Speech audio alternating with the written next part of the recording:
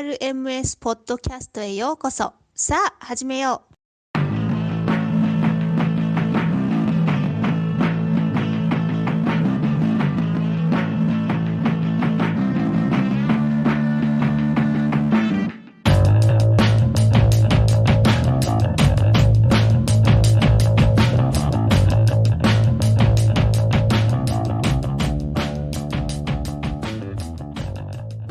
Welcome to Soul to Sing. I'm Andy Cooper from RMS Motoring. I'm Craig Allen. And I'm Gary Riley. In this week's show, we talked to Chris Gray of AE86 World. And now, if you don't know Chris, let me whet your appetite. This is a guy who moved to Japan from Northern Ireland, and whilst out there started what is now a worldwide brand that supports owners of the iconic rear-wheel drive 1980s Toyota Corollas, twin cams. When we first penned this episode about Chris and everything AE86, we weren't prepared for the news about the sad passing of Davey the Boffin Hollinger last week. Davey was one of those rock star guys in the car scene when I first started to get into it properly, particularly being from Hollinger. There were a few back then, just known for their cars they drove and the antics they got up to, and he was one of them. As you all know, I'm not the biggest fan of the twin cam in general, but the yellow lady stood head and shoulders above every other. And despite my hatred for them, it always held a special place in my heart for A, the colour, B, the wide arch TRD kit, and C, it had a supercharger. A quiet, mild-mannered person who loved a bit of a chat about anything and everything related, car-related. I'll do that again. A quiet, mild-mannered person who loved a bit of chat about anything and everything car-related. Anytime we spoke, transformed into a quiet, mild-mannered, diffing and drifting lunatic when behind the wheel of his beloved twin cam. If you're in the modified scene in Northern Ireland at that time, there was a very good chance that Holly's thrown a few hoops around you in a car park somewhere, supercharger whining inches from your legs, stoic-faced driver making it look like the most natural thing in the world. The car scene as a whole is worse off with his passing, and hopefully at some point we can get his brother Steve in the podcast and talk more about him. Wherever he is, I hope there's a cone and plenty of tires. After today, I have reduced my level of hatred from the AE86 from a 9 to a 6. So you're still not bad one then? You know what? It may have just been what was going on today, but I think I nearly got it. I think, maybe. Give it time. It'll come to you. Any AE86 we've seen over the last load of years, the ones that go to the show, or not the shows, the one that goes to the cruises and stuff, and they're all ripped to bits and they're badly painted and they're raking the balls off them. That's not what was there today. What was there today was different. It was a different car, different machine. There was, 40,000 pound twin cams there today. And it's just, it was incredible. So I think I get it. I think I get it. Oh, you're right though. He was just a brilliant guy. He was the sort of guy who any event I ever went to, he would always have made a point of coming over and saying hello and having a chat, and just got on like a house on fire. Sort of guy you could just pick up with him anywhere after years. Totally. I hadn't seen Davey in a few years, but at one time it was a weekly occurrence to have a chat with him at any one of the tens and hundreds of events that we used to attend, both locally and further afield. You know, it was cruises, there was track days, there were shows, and he was always at them. I first spotted as Corolla GT at a show in Bangor when everyone else was sticking with the tried and tested twin cam formula of typically a two-tone collar job, lowered, Jan speed, super lights, which no disrespect intended. That's a formula that works very well. But his was notably different. Yellow, supercharged, wide arched. It looked like a twin cam on steroids, like it was built for racing. Maybe not the purest approach, but it was very much his approach. And that symbolized his attitude towards modifying, which was really to do his own thing and not to emulate. And the quality of everything he built was impeccable. My abiding memory of him is just that he was a very approachable, friendly, relaxed guy who was totally 100% infused by the car scene. And he was never there to show off, even though his car was somewhat of a local hero car, and he could easily revel in the compliments all day long. He was there because he loved cars and being around others who loved cars.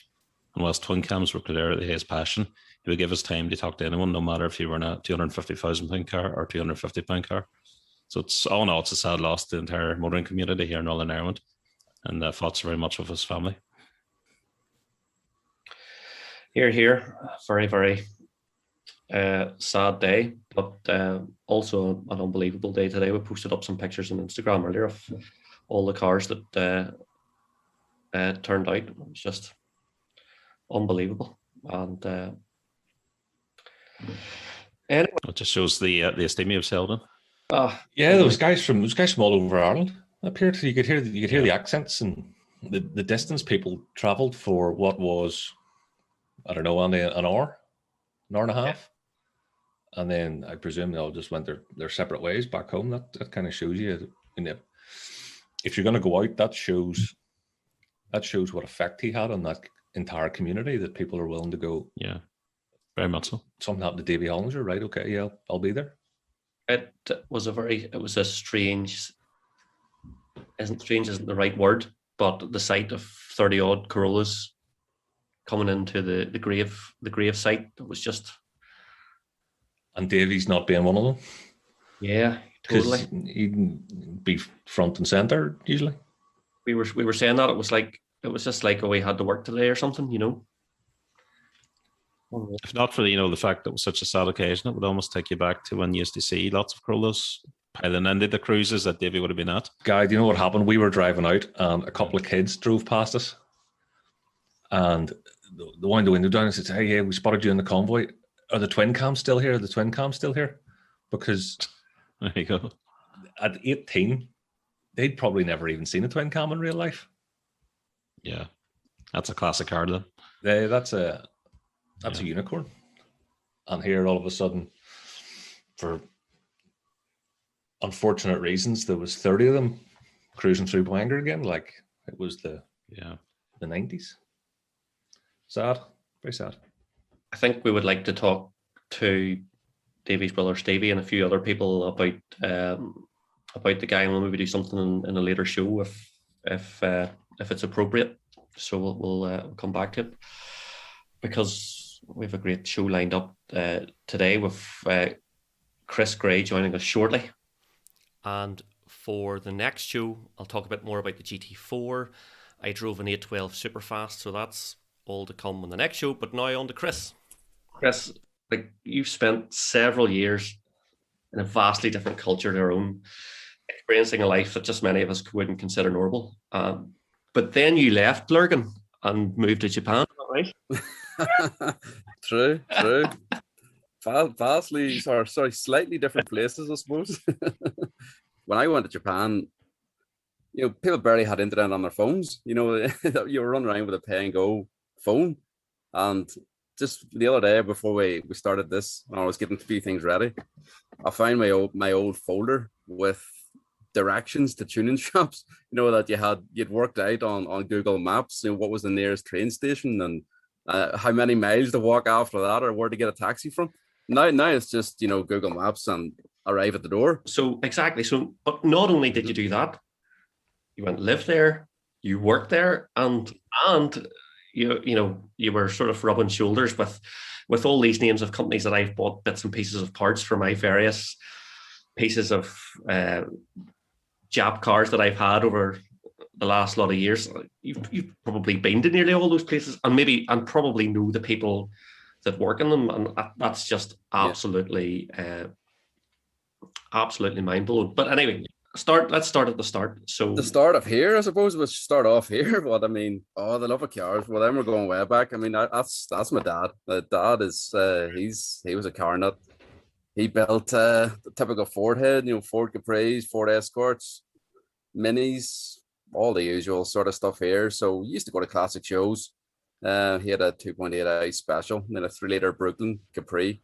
So from you ride a pants, head in the nappies and in the pants, you were able to go out and without him having to do any worrying about toilet runs and all that. So no, we used to go to plenty of shows from 4 and 5 years old. Then I specifically remember that growing up, then he had a real interest then in the British touring cars. It was at its peak, really then, the touring car series. And then that's when you got a first glimpse in watching touring cars and stuff of the 32 GTR Skyline. And then I remember, I don't know, I'd have been 9 or 10 years old. And I went to Warringstown, the vintage car show in Warringstown. The cavalcade. And we used to, we're only a few miles from it at the time. So he took a wee Mini out and parked it up. And I heard this bright blue, baby blue 32 GTR Skyline. And I would have been 9 or 10 years old. and I just seen it, and this thing was like nothing else around, and a lot of people were like, banger. "What the hell is that? What's this?" Back then it was the Fords and the Sierras and Cosworths, and I was just fixated with this thing. This unheard of car, and then from then that's when it really peaked. Watching the Japanese touring cars then from 11, 12 years old, like you were interested in it, and Dad was interested in it. So that was it. You were hooked. You were hooked from day one.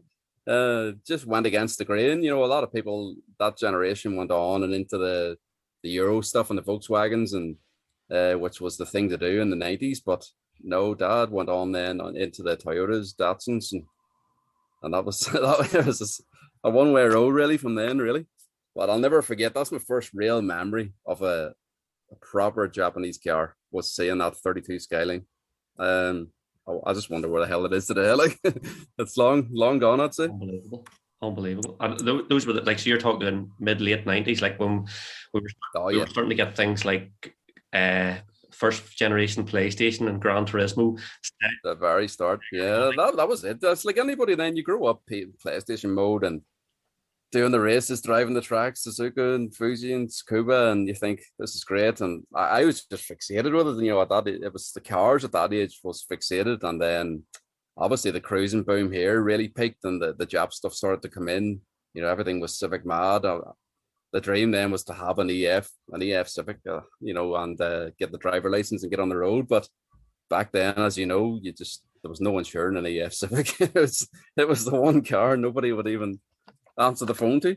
It was impossible. So that dream went. But that's just followed then. The brother then he had a Civic. So that's when you fast forward then to your teens then. So I went to all the cruises and shows with the Lurgan Maxer. That's right, Lurgan Maxer. An old RMS. There's a name I haven't heard in a long time. So from even that age, obviously, with Dad, and then when PJ, the brother, got on the road, you were just obsessed. You were, and it was at its peak then. Back then it was racing and drag racing and drifting and cruising, and to be involved in it from then. When you look back now, it was lucky, because people that age now, they're more interested in what phone they're getting next or any of that, or just going out with their mates. But I was just fixated with cars, the noise, the sound, the smells, the rubber. It was at its peak then, the cruising. So I got involved then locally with, suppose I was on RMS. The first memory of RMS was, I remember seeing Cooper, big celebrity at the time, in 2002 or 3, at Fire and Ice, Akadui. So I'd have been 16 back then. So that was the very start of it, really, when it really started. And then the local guys here set up a Just Cruising website. So I used to write and do a bit of reporting for it and hang out with the guys, to try to get on the road. And then that was really it. But once I got on the road, I suppose the cruising scene was starting to slow down here. Rocco would know, with a couple more years left in Bangor, and maybe dragged it out that a was bit about too it. long. And then it really slowed. But once I got to 18, 19, there was only one place to go. Like I said, I had to go to Japan. I wasn't allowed to go before that. Like, I just wasn't allowed to go. It was unheard of back then to 16, 17, jump on a plane and go the other side of the world. Like, it's. Did you just take off? I just went with a plan, or just right away to Japan? Well, I had a bit of persuading. I had a lot of persuading. A lot of persuading before I really got the go ahead from the folks to go for it. But I'd done years of research from school time, years of research, mapping, working out the shops, their addresses, translating all their addresses, because that's what you had to do if you wanted to go somewhere. You had to work out how to get to the nearest train station, how to get in a taxi, how to ask them, take me to this tuning shop. But now, Google Maps will just take you to the door, which is I suppose that's just technology. But I was doing that sort of thing 15 years before people were doing it here. So what age were you then, Chris? 18. Jumped on and I'd never been. Well, I've been to a couple of places, and I've been plenty in Europe, but I mean, I'd never been 12-hour flight or 14-hour flight away on my own, the other side of the world. No, it was planned, but it was kind of unexpected to actually just go by myself. I always planned on heading with friends or heading with family, that far. But obviously along the line, I just says I'm gonna have to go. There's only one thing on your mind, so it says just get the flight, booked the hotel, got a Japan rail pass, and just said, look, fuck this time, I'm gonna go for it for 2 weeks, and I arrived in. I remember it was surreal, getting to the airport, was fine, but I mean, when he got on the plane, the second flight after London, and you'd never been surrounded by that many Asian and Japanese people. And I was like starting to sink in here where I'm going, I'm not going to Belfast. And just the flight, everybody's sleeping and dozing away, but I was wide awake. I'd downed a Red Bull before, and it's wide awake, buzzing, ready to go. And I got off the plane the other side, and I'll never forget the humidity. I went in the summer like an idiot. And I'll never forget the humidity when the plane door opened and I got off, and I thought, well, this place is just, felt like a desert or something.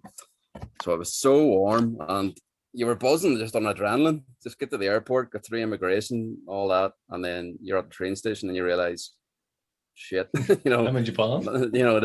How do you buy a ticket? All that sort of stuff. This is what, mid-2000s. You don't have a smartphone. Yeah. No. I'd rented a phone back then. The thing to do before even dual SIM and all came along, you used to go to the airport and rent a prepaid phone for like a 10 or 20 quid a week, and it was enough. In Japan, they don't have a text system. You have an email and an email address, so we would call it text and they call it email. So that's all you had. You had an email address and a phone number, and you just had to go for it. With my 200 pages of folder of directions. Now all you need is a mobile. And they're on your own. No one else to help you. No one around. That's when it hit. It hit whenever I worked out, tried to buy the train tickets, got to the hotel, and then I just says, you know what? I can't sleep. I'm just heading out. So I just started going out, wandering around, just taking it all in. It's just surreal. Nothing can prepare you for it. But the place just buzzes, so much life, so much lights everywhere, noise, so much bustle. There's nowhere that I've ever been since that compares to it. And I stayed right in Tokyo on the first night, and I'll never forget then about 12 o'clock, just opening the curtain, in the hotel room and looking out, and it's just like stars, it's just buildings for hundreds and hundreds of miles and lights, and it's you felt pretty small, is all I can say. You realize just how big that place is. So you just turned 18. Mm-hmm. You're a huge fan of Japanese cars and car culture, and you're learning at a distance. And was it a case of just frig this? I don't know what to do in my life, but this feels like what I want to do. Was it literally as simple as that? And you just there was one thing on my mind. I mean, a couple of years before, I had just a real bad dose of flu and all, and sick and all that. And I just said, look, it got me down for about a year. And then I said, that was the goal. And I said, now's the time. And I said, yes, I'm just going to go for it. But it was just one thing on your mind. It had to be done. I suppose it was a bucket list kind of thing. And I kind of got the feeling that there was nobody else was going to go with me. So I said, look, I'm going to have to go myself. So it was as simple as that. And I had researched into, 5 or 6 proper tuning shops who I had to go and see. I've gone that far. I said, this is who I want to see. It was, top secret, trial, Signal Auto, Failside, stuff like that. I said, if I see them and I get to 1 or 2 events, I'll be happy. And it was just not exaggerating, it was 2 weeks, 24/7 cars. I mean, I think the only time we slept was the plane home. Unbelievable. It was just go. And I probably burnt myself out because I crammed that much into 2 weeks that are, compared to, other trips and time after, it was just 2 weeks of chaos. Unbelievable. Well, but 2 weeks somewhere doesn't mean if I go to Spain for 2 weeks, I don't feel like I want to go and live in Barcelona. No, well, that's where it goes. I mean, once I came back, I'll be after the 2 weeks. I was that tired, from traveling, doing all the events, up all night. They were drifting mountains, all sorts, racing. You got to see everything that you could have dreamt of seeing. And I got to the airport and I was exhausted after, and I slept. I slept the whole way home. And I never sleep in planes. I slept the whole way home. And as soon as I got to London, I just wanted to get home. And when I got to Dublin and got up the road, as soon as I came in, put the case down, I just said, I want to go back. You know, it was clear, so clear. I said, I have to go back. You know, and places don't really have that effect. You know, you can go to the States and you have a great time. You go to Vegas, you know, you go to anywhere, and you get your holiday. But I don't know, there was just that buzz and that connection that said, I need to see more. You know, that, you know, it was a drug. You know, there was so much more to see. It was the peak. I mean, as you know, then too, over here, especially now, the Jap scene was really starting to peak then. You know, there was imports coming in. There was boatloads of cars coming into Dublin. And I said, I want to be at the heart of it. I want to be where it's happening before it gets here. Unbelievable. So you're back home. You just had this mind-blowing trip. Mm-hmm. You want to go back, but did you know it? I was broke.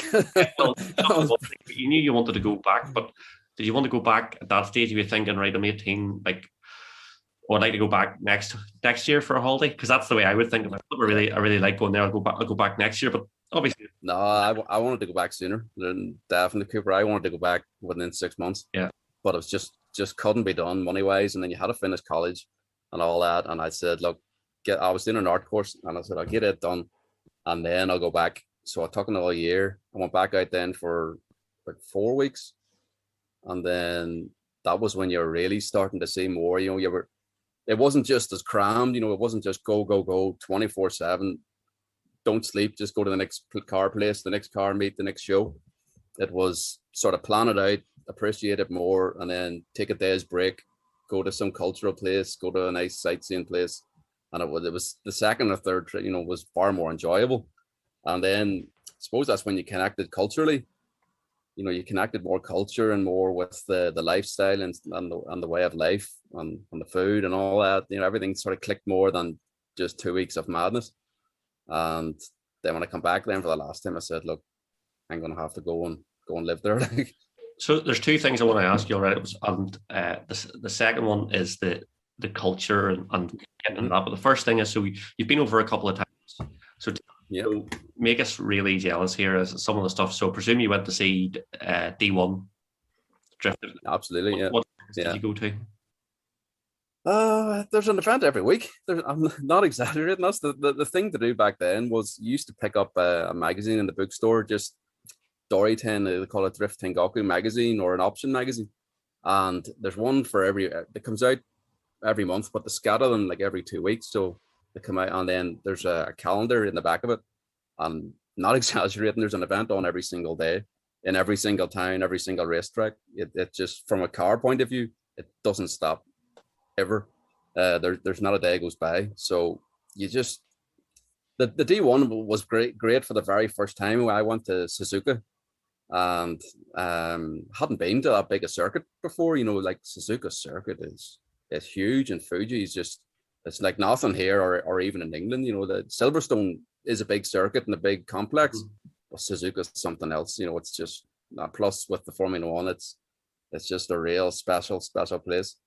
So we ended up, I went then with a friend to the Saturday to the D1 practice and the qualifying, and it was sold out for Sunday. I was like, fuck this. I booked the hotel and everything, and I said, I need a ticket for the Sunday. And I got lucky then. I met up with Shino Kuba, an 86 garage, and it's run by a woman. Shino, she's a badass drifter as well. And she met me outside Suzuka and said, look, I can get you tickets.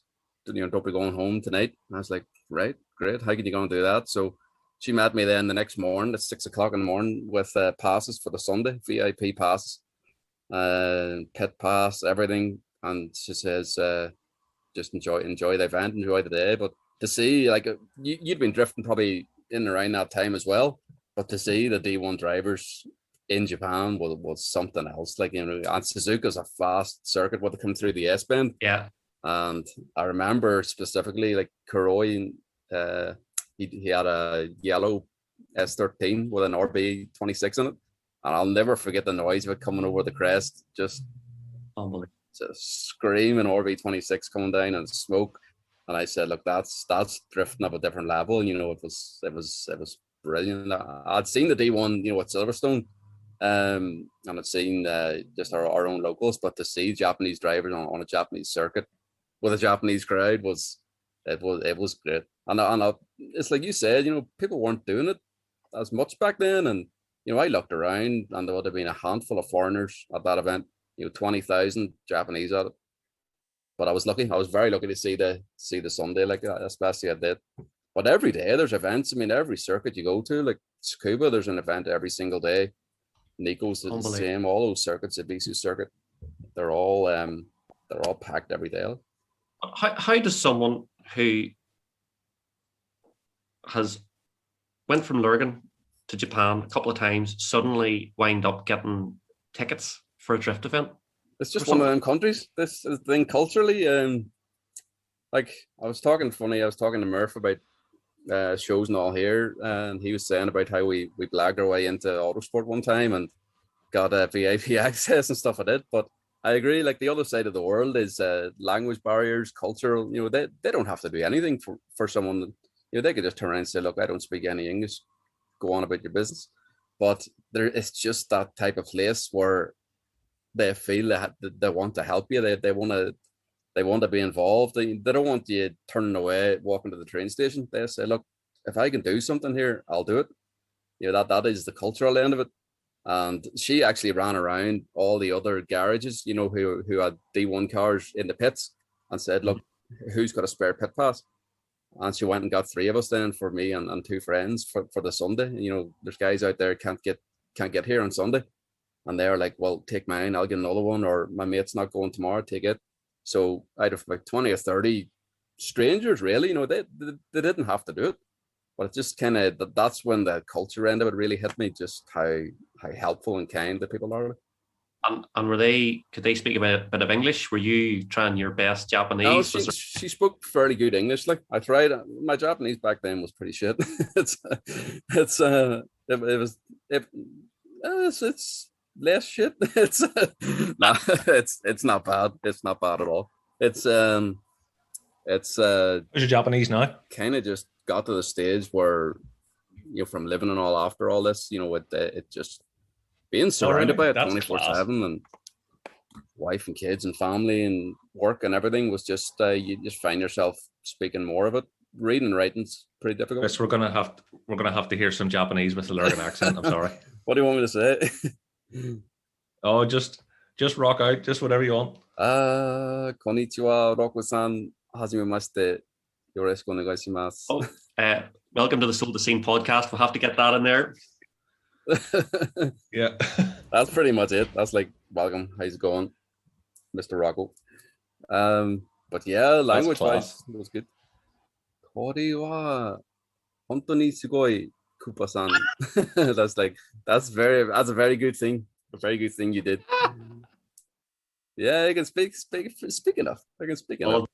You picked it up. I mean, it got to the stage then, you've done your trips. It was great. You've had your fun. And then the longer you stay in there, the cars took a back seat. You got it out of your system if you get me. You'd done your real blowout of a couple of weeks. You've done all your events. And then it got to the stage where I used to go to the car things a couple of days and then 2 or 3 days just sightseeing. And from a country you take the cars out of it, it's a fascinating country. I mean, the shrines and temples, sightseeing, the cities. You could go to Tokyo 1,000,000 times and you'll still find something new. Like it's just one of them places. I can't explain the scale of the place. The size of the place is just unbelievable. Once I moved out, I said I went like a working holiday, so I spent trying to work as much as I could and teaching and shit on the side, and then I just wanted to travel, so I traveled it the whole way north to south, all the way up to Hokkaido. Is the very, very top. It's actually near Russia, so it's quite cold and kind of countryside, a wee bit more like here. And then I went all the way down through Tokyo, Yokohama, and all the way across over to Hiroshima. And Hiroshima, from a history point of view, it's an emotional place. I'm sure. it's totally different. But it's one of them places that Yeah, I like just had to see. I had to be there and experience it. Like, but I agree. History wise, it's not that long ago, really. After the war and atomic bombs and all and stuff like that. I mean, it's not that long. It was one of them countries that built up so quick. But when you think of what they've done on the car industry and the technology industry in such a short time, it's unbelievable. And it always reminds me of Back to the Future, where Marty was saying about his video recorders that was made in Japan. 1955, Doc. It's like Japan. Yeah. And Marty's like, yeah, all the best stuff's made in Japan. All the best stuff back then, all the cameras. That was the peak. Japan, I suppose, going off the cars, but we're talking culture, and you learn from the older generation. I mean, they swear by the 1950s and 60s cameras. They copied the Germans and basically made it better, was their words. And all the like even grandparents and stuff that I would talk to and stuff here, like the talk about their cameras, how good they were back then, and they still run around using these 1950s cameras. It's just fascinating. I also really love the early. What was the original Honda sports car that the S2000 was sort of? Yeah, 600. Yeah. Just that sort of stuff. Was that in one of the Bonds? Was it in You Only Live Twice or something like that? There, or it wasn't one of the Bonds, wasn't it? Yeah. And the Toyota GT was in as well. Was it the Bond? Yeah. Yeah, $1 million car now. Like it's just it's crazy how they've gone. It's definitely is. But that's whenever that's when you start delving deep into it. I mean, your big events then was Tokyo Auto Salon. It was the big one you went to. Instead of once or twice a week going to tracks and going to drift days, you went like sort of once a week, and then you fall into the trap then of living there, and then you're working. It's once you've been there a year, it's a different place. You have to get into society, and I suppose the honeymoon period is gone. If that makes sense. When did the long holiday suddenly move into right? I can get a bit of work here, and what was that work, and how did that all happen? Like that just seems it's such an alien thing. Yeah, once you really. It's not that you got everything out of your system. You've done enough. You'd satisfied yourself. You've been to enough events. You've been to Formula One. You've been to D1 drifting. You've been around plenty of tuning shops. There's only so long you can do it before you say, look, if you want to live here, you kind of have to take the next step. So I ended up going back to Trial in Osaka. It was a tuning shop, pretty big tuning shop by that standards there. And they were starting to get cars ready for export. It was starting to peak then, and I've kind of got real friendly with one of the guys, Yuichi there, and I bought a R32, and then I sold it, and he's like, how much did you sell it for? And I was like, well, told him the price, and he was right. He says, well, we're starting to export here. Yeah, it was really peaking. And he says, we need someone here who can do Europe. And he says, do you want to come work a few days? And I'm like, yeah. He says, of course. Yeah. So I went in to work with him. He spoke perfect English. He lived in the States for a few years and made it a whole lot easier. And so they were tuning the cars. All I had to really do was advertise them, get them ready for export, and do the paperwork, find a buyer, basically. So I stayed there for about a year, exporting mostly to here, to Dublin and England. Living in Japan, exporting all the stuff that you've driven. I'm sure you just... Yeah, that was the dream. That was the dream. And I was at the stage then where, you had bought cars at auction and the keys were just thrown to you, and you could drive them around Osaka for 6 months and then get it ready for export, which was just unreal. And then I bought a 32.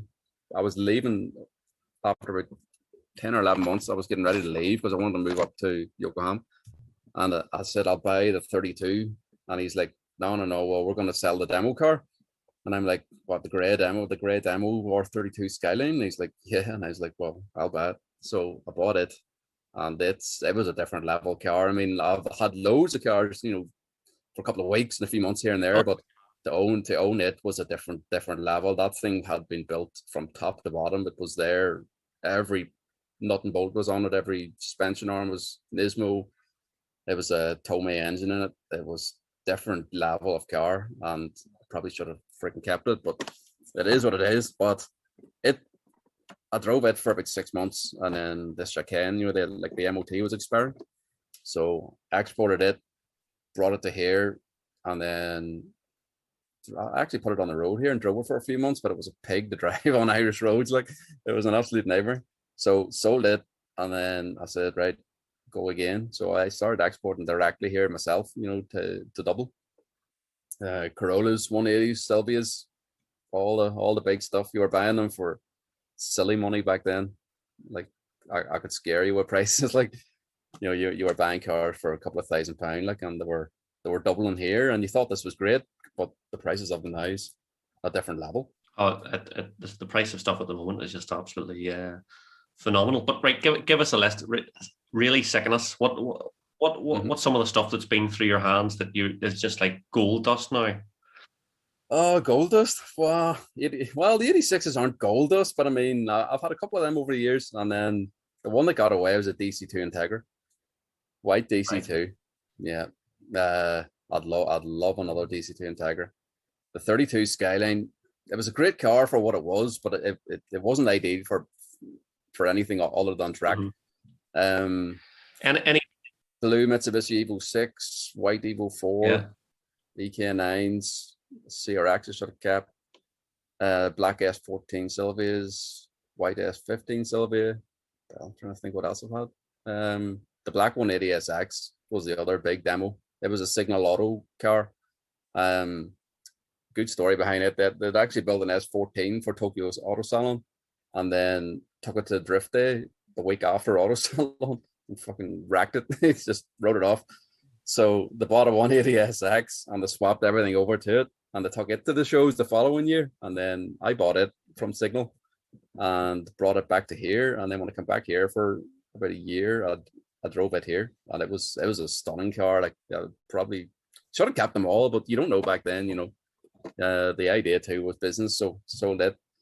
Then the 86, I had a red and black 86 as well, and then have my own, and I still have an EF Civic, and yeah, that's pretty much it. Everything else in between was sort of. From that time, were you just jumping back and forwards from? No, well, after I'd done that year, I come back here again for about 6 months, and then that was me. I had to go back because I'd finished the working holiday with them, and trial was starting to slow down. That was the start of it. I noticed they were starting to slow down the exporting, and here was still booming. Apparently, here was still at its peak. So but then I come back. Funny, jump straight to it. I come back, and I was in Bangor a couple of weeks after I come back, and I got out of the car, and I was wearing a Velside t-shirt. I can't even remember what year it was, but it was starting to slow down dramatically in the cruise scene. And some guy said to me, he says, what the hell is Velside? And I was like, what? It's just, and that was the ultimate culture shock coming back home. And I said that was the cue then to go. So once we went, we only stayed 6 months and moved back then for 5 years. Like, it's but trial had finished, so I couldn't work for them anymore. I exported a little bit myself, but then I had to go into the old cliche of teaching English, and it wasn't fun. It wasn't fun. It's either work in a bar or teach English. Or work with cars. So done my grind, and then set up the AE86 World on the side. By 2010, I think it was 2009, end of 2009, starting 2010, and started off just exporting to the guys just exporting parts instead of cars, because the cars were drying up and people were blowing them up. So exporting engines, exporting all the parts back to here. And then it just snowballed. Started the whole website, the social media end of it. And it just got bigger and bigger and bigger, out of control. That's unbelievable. So that sort of started off with, you'd been your first couple of trips, then you had your working holiday, and you were working for a tuner, and you were exporting cars, and then back home, and then back out again, and you weren't doing that, and you obviously were like, yeah. Well, once I went back out that time for good, I just kind of got the feeling things have really slowed. It was really obvious, even from the moment you got off the plane, there was a real economic crash. That was in the thick of the recession. Yeah, and it was probably a bad move. Well, not a regret going, but I mean, it wasn't as fun as the first couple of years, and it was a struggle. That was the thing. It was a struggle, and you had to teach, just to get by, and it was frustrating, and it wasn't fun. And that's when I said, look, I'm going to have to set up the car end of it here again myself, and just instead of doing cars, done the parts. I got lucky, got real good with it, built it up as good as I could, and then that was it. Really, just as high as I could. I was still enjoying, society, still enjoying culture, still enjoying plenty of traveling around, and then earthquake. I suppose is the next chapter. It hit. Yeah. Once it hit, we were screwed. Then the whole place just totally changed. The whole mood changed. Just stuff like that. Changed. Yeah, there was nobody wanted to do anything. It was not the Japan that I remember, and the Japan that I went for. It's completely different feeling, different vibe, and it was tough. There was no fun. There was nobody going to the tracks, every week. The only way I explain it to people from here is they just knocked the stuffing out of the whole country. It was such a tragedy, and then with the whole Fukushima thing going on, the nuclear end of it, it was so uncertain. So it was about a year, and after that, we made plans to start, head back this way. But it didn't happen then. I suppose for another wee while, by the time we got everything sorted and everything exported, including ourselves. But parts of it you miss, parts of it you don't. But I think I got the good end of it, really. Well, taking a step back, so like I don't even know. I can't even imagine how you did this. The first time you're there and you got a job, you're meeting these people and they're giving you passes for events and all that sort of stuff. And then the next time you go and you're teaching, you're like, oh, this is shit. I'll just set up this whole parts export. But how do you even go about, like I know they have my version of saying like Clarkson's Motor World or something like that. You've Autobacks, which is like, and you just go in like Autobacks and go flip. There's a set of coils. Well, Autobacks is all kind of new stuff. Autobacks is like Halfords, really. So by that time, it's like you'd said, even at the start, you had met and mingled with so many people, over the years. You had been to so many shops, all the 86 shops kept sticking every time. Everybody you met, like the Impulse shop and the Tech Arts shop, they all kind of stuck, and you got that little click with them. How do you even get with someone whose culture is just like totally different? It gets to the stage. You see if you just mute everybody and take the language out, it gets to the stage where you just have stuff in common. You could actually go to a tuning shop. I remember specifically going to Tech Arts, and they haven't got much English, and I was not able to speak enough to get by then. And I remember I said I'll go for an hour, and at 4 hours had passed, on about 6 packets of cigarettes and about 10 coffees, and you were still sitting. Unbelievable. In their office, chatting away and showing pictures and going through this and that, and I going home on the train home, and it kind of sunk in. Then I was like, that was a surreal, special moment. Like, that just doesn't happen. But even all the shops I'd visited over the time, the very first time I went to Top Secret, I went to Trial, I went to Signal. I went to Top Secret, and the clue's in the name. The place is pretty closed. They have no English. They're not really open to visitors and foreigners. And, here's me, some guy from Ireland, just lands in off the street. And really, when you think back now, I should have emailed or called them in advance that I was coming. But nobody had really done it back then, apart from the likes of Max Power, who went to Japan and done the big media end of it. Nobody had really the balls to just jump on a plane and go in like 2004 or 5. So... Was it Max Power brought one of their cars back over to UK and did like a top speed run down the M6 or something? That's the famous Top Secret. Yeah, he got 196 miles per hour, and then he got deported. I remember he got deported, and they took him out in a Sarah Cosworth or something, and he was amazed. It was only a 2 liter. I think. No, I remember. That's the thing. I mean, when you think back, you were fascinated from such a young age that even as a teen, I remember going to Max Power Live and meeting Smokey. I'd read about him in the magazine, I'd seen the DVD and all that. And I said, look, I remember walking around Birmingham NEC and like Rocco and all the guys have been there. That place is massive. and for some reason this guy just stood out, and he's not that big, he's only about 5 feet tall, and he stood out, and I was drawn in like a god, as like a deer in the headlights, and I just seen this guy smoking. I was like, fuck, I said, they're smoking the god. I just stand in front of it. So I was fascinated by that stage, and then I actually brought that picture. I had printed out in my folder, and I brought it, to Top Secret the first time I went, and showed him it. And whether he remembered it or not, I don't know, but he acknowledged it to the stage where he thought this was great, and that was nothing was a problem then. Come in, sir, into the office, cup of tea, coffee, anything at all, show you around all the cars. Don't take pictures of this one, that's top secret, obviously stuff like that, customers. But out of all the tuning shops that I've been to, and I've been to hundreds, I mean, they are the most private, which is kind of opposite of what you see. I mean, Japan's normally an open doors. Come on in. I want to show you this. I want to show you that. Smoking, and for being such a famous shop, I know personally people that have went there and be turned away. The door closed in their face and told, not today. That kind of thing. Which is Is this to preserve their IP, or is it just their attitude? I think it's the way they're built. They were involved so much in the likes of Midnight Club. The 200 mile an hour club, and these are guys that want to keep everything private. Customer card. They don't want people coming in snooping. They don't want people seeing how to do things and the way to do things, despite them being such a public thing with Max Power.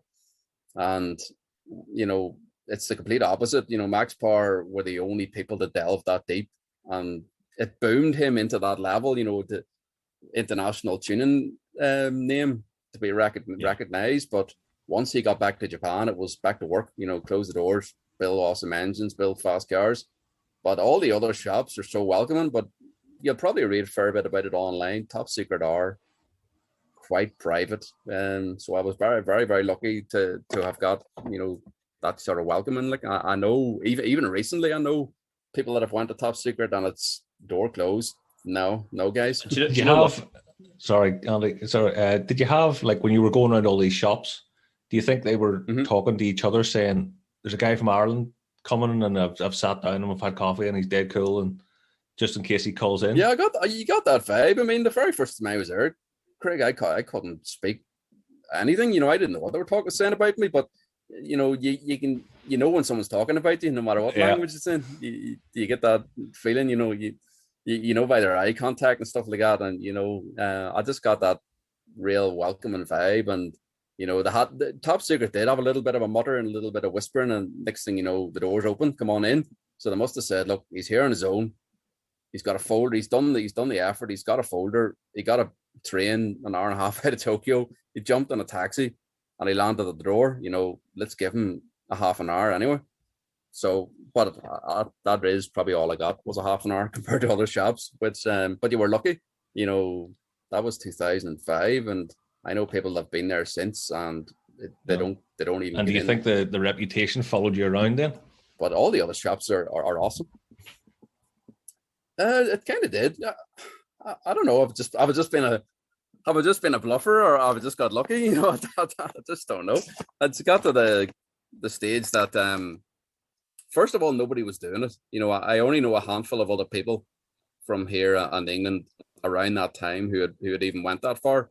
The whole thing was about getting the Japanese to Europe and for D1 and stuff like that. Nobody had really headed off over there, armed with a folder of information just to start going around shops. But even when I've been to the likes of Signal, they had just turned around and said, look, nobody comes here. Why are you here? How'd you get here? Stuff like that. I was like, well, I caught 3 trains and walked for 2 miles, and Velside was the same. I mean, Velside, I specifically remember going there after Tokyo Drift, and I was fixated. My Velside was starting to die off at that stage, and I was fixated with the R32, the bronze drag car and the Supra, and just fixated with it as like the history, and I had to meet. And then I got the Velside, and it was a sorry sight, because there was Toyota selling cars lying outside from years ago, and it was real run down. And I went inside and I said, look, is it all right to have a look around and visit? And they were like, yeah, come on in. And why? And I was like, just I actually had a magazine, and it says, I want to see some of the historic cars, and and the history of Elsa, right back to the 90s, and they were amazed. They were like, we're not really cool anymore. And I was like, well, you're cool enough for me. Yeah, sure. So I went in, and Yoko Mako, the owner, Yoko Mako is side Vale. So when you spell it backwards, it's Vale side. That's his name. So whenever he was there, just wrenching away on a Supra, and he looked up and he's like, well, what are you doing here? And I was like, well, sorry to bother you, sir, but I just wanted to come and see some of your old Velside cars. And he's like, he just dropped the wrench immediately and came straight over, shook your hand. And I was like, wow, get this man a cup of coffee here. And the girls were running around getting coffees, and he's sitting down. He was showing me all the old kits, and he was starting then to make like 350Z kits and stuff, more advanced, and Bentley kits, and stuff that he was planning for the future. And he had kits for Ferrari and stuff like that. He was making them out of foam, and I sat down with him for hours and hours. And he used to have a restaurant upstairs in the tuning shop, and he went up then and made just like a spag bone, like a spaghetti or something, spaghetti bolognese, I suppose. He made it, brought it down. He says, that's your tea, and sit here. And I was there 4 or 5 hours easily, talking about all the old things. And then he opened up, he was talking then about how Fast and Furious, if you're listening, screwed him over basically after Tokyo Drift. He was guaranteed the cars, for all the Fast and Furious series. He'd done the first 1, 2, and 3, all Velside cars, and they screwed him and said, no more Velside cars. We're going to build them ourselves in the States and stuff like that. And I was like, that's when I remember going home after that. It was dark. It was like 9 o'clock after that. I was going home, and I was like, how am I starting to get this deep into into people in society? And it's not just looking at cars and taking pictures anymore. You're starting to talk to people. They're starting to open friendships. Up. Personal stories. He didn't have to speak business to me or talk about anything, but he just says, I asked him, have you plans for any more movie cars? And he just immediately kind of got a wee bit choked up and said, no, we lost the deal, and they screwed us over and this and that. And he said, maybe in the future, but we'll keep chipping away. And he was, I suppose he was kind of grateful that I was there and made the effort to go there, because they were in a bad state. Their peak had gone, and it was kind of rebuild time. So, but it was good to see. He actually did. Then 2 or 3 years later, they rebuilt and done all the Bentleys kits and launched them all again at Auto Salon, and it was good to see him back. I'm just blown away that you can walk into a garage like that, and a guy who operated at that level, and you're a total unknown around about, and he's so welcoming, and like Mr. 6 hours at his time. Because if I walked into Hearst Ferrari tomorrow, I would get chased.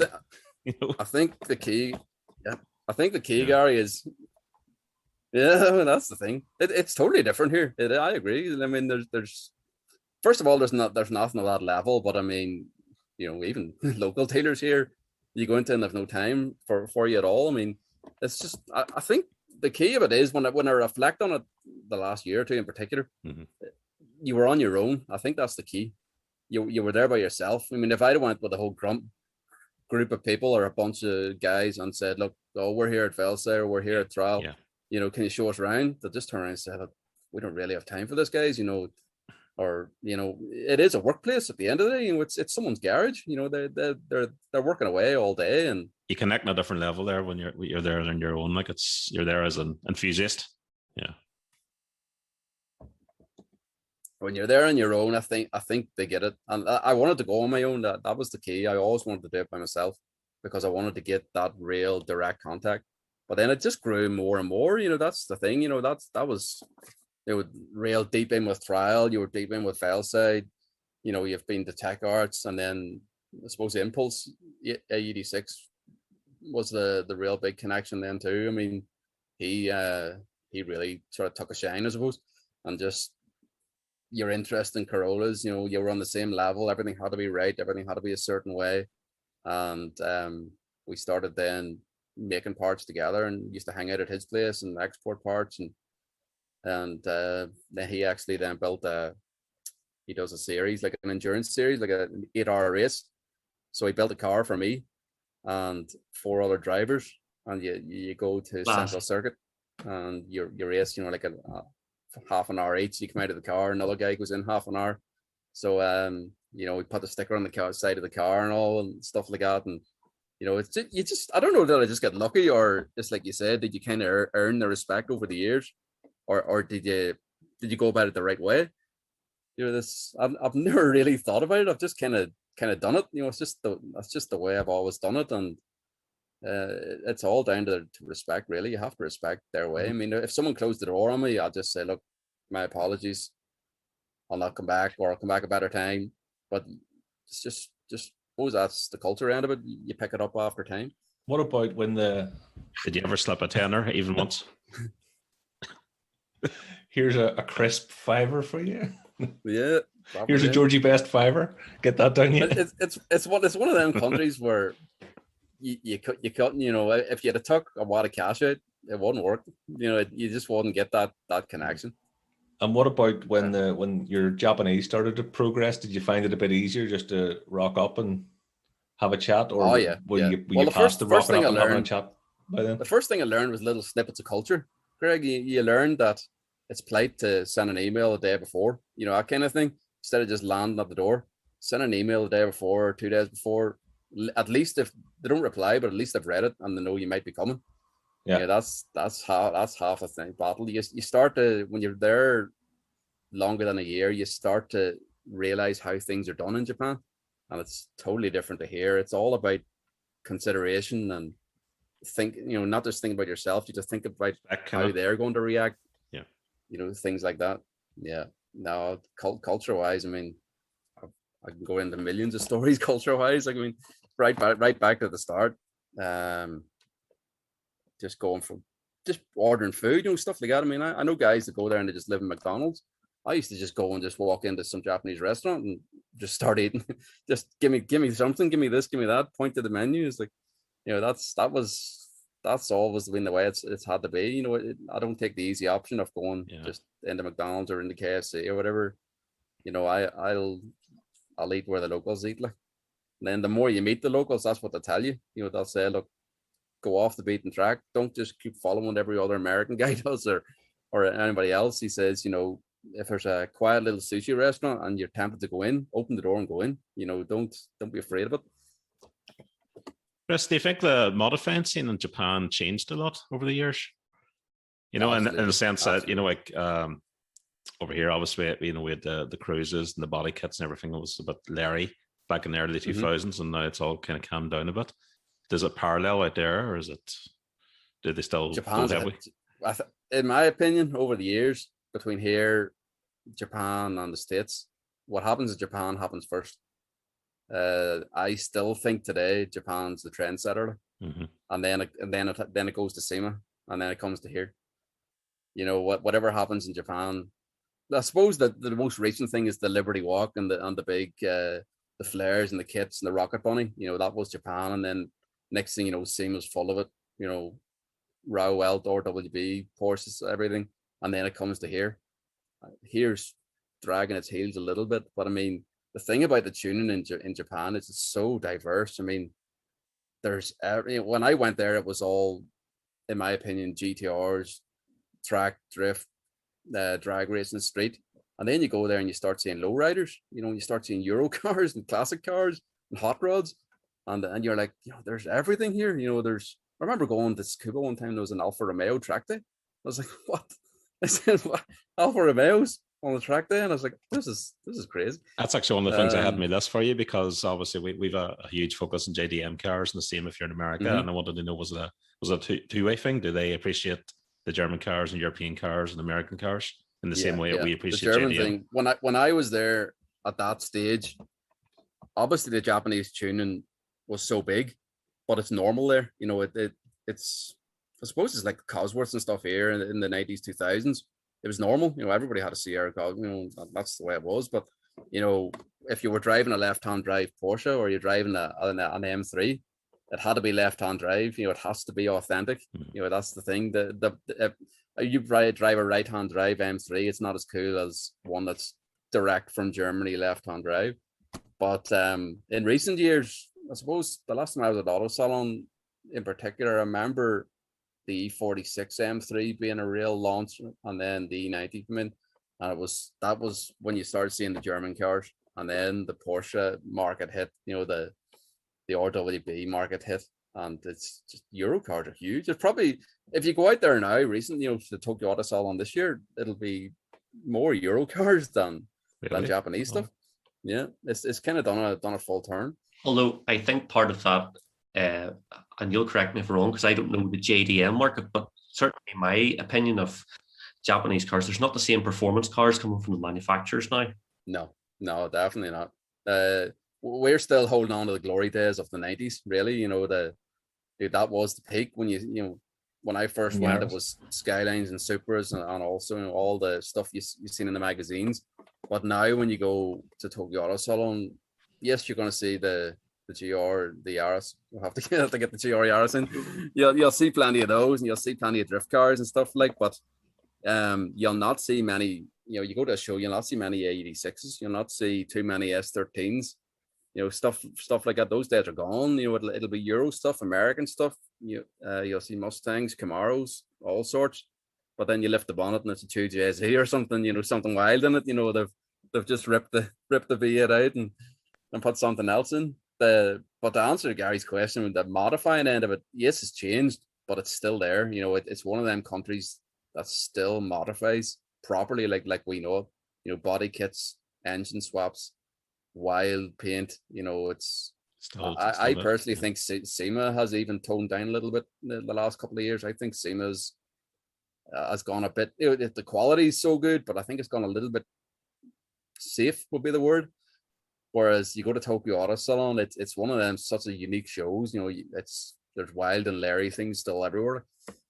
So I have a question for you. It's not really car related, but what makes you think, flip, I'd love to be back in Lurgan right now? What were the biggest? What's the big, or maybe that's what's the biggest shock from living there that you had to deal with that's totally different from us? Because I'm sure the biggest difference, just people, just people of the biggest thing. I mean, you kind of got to the stage out there where, see, when I first went, somebody told me the real good advice. I went to a little restaurant, going off the rant, but I went to a wee restaurant and there was about 6 people in it, a wee tiny little restaurant. I couldn't use chopsticks, and I was the owner. She was about 80 years old, and she made me this real nice food, and she taught me how to use chopsticks.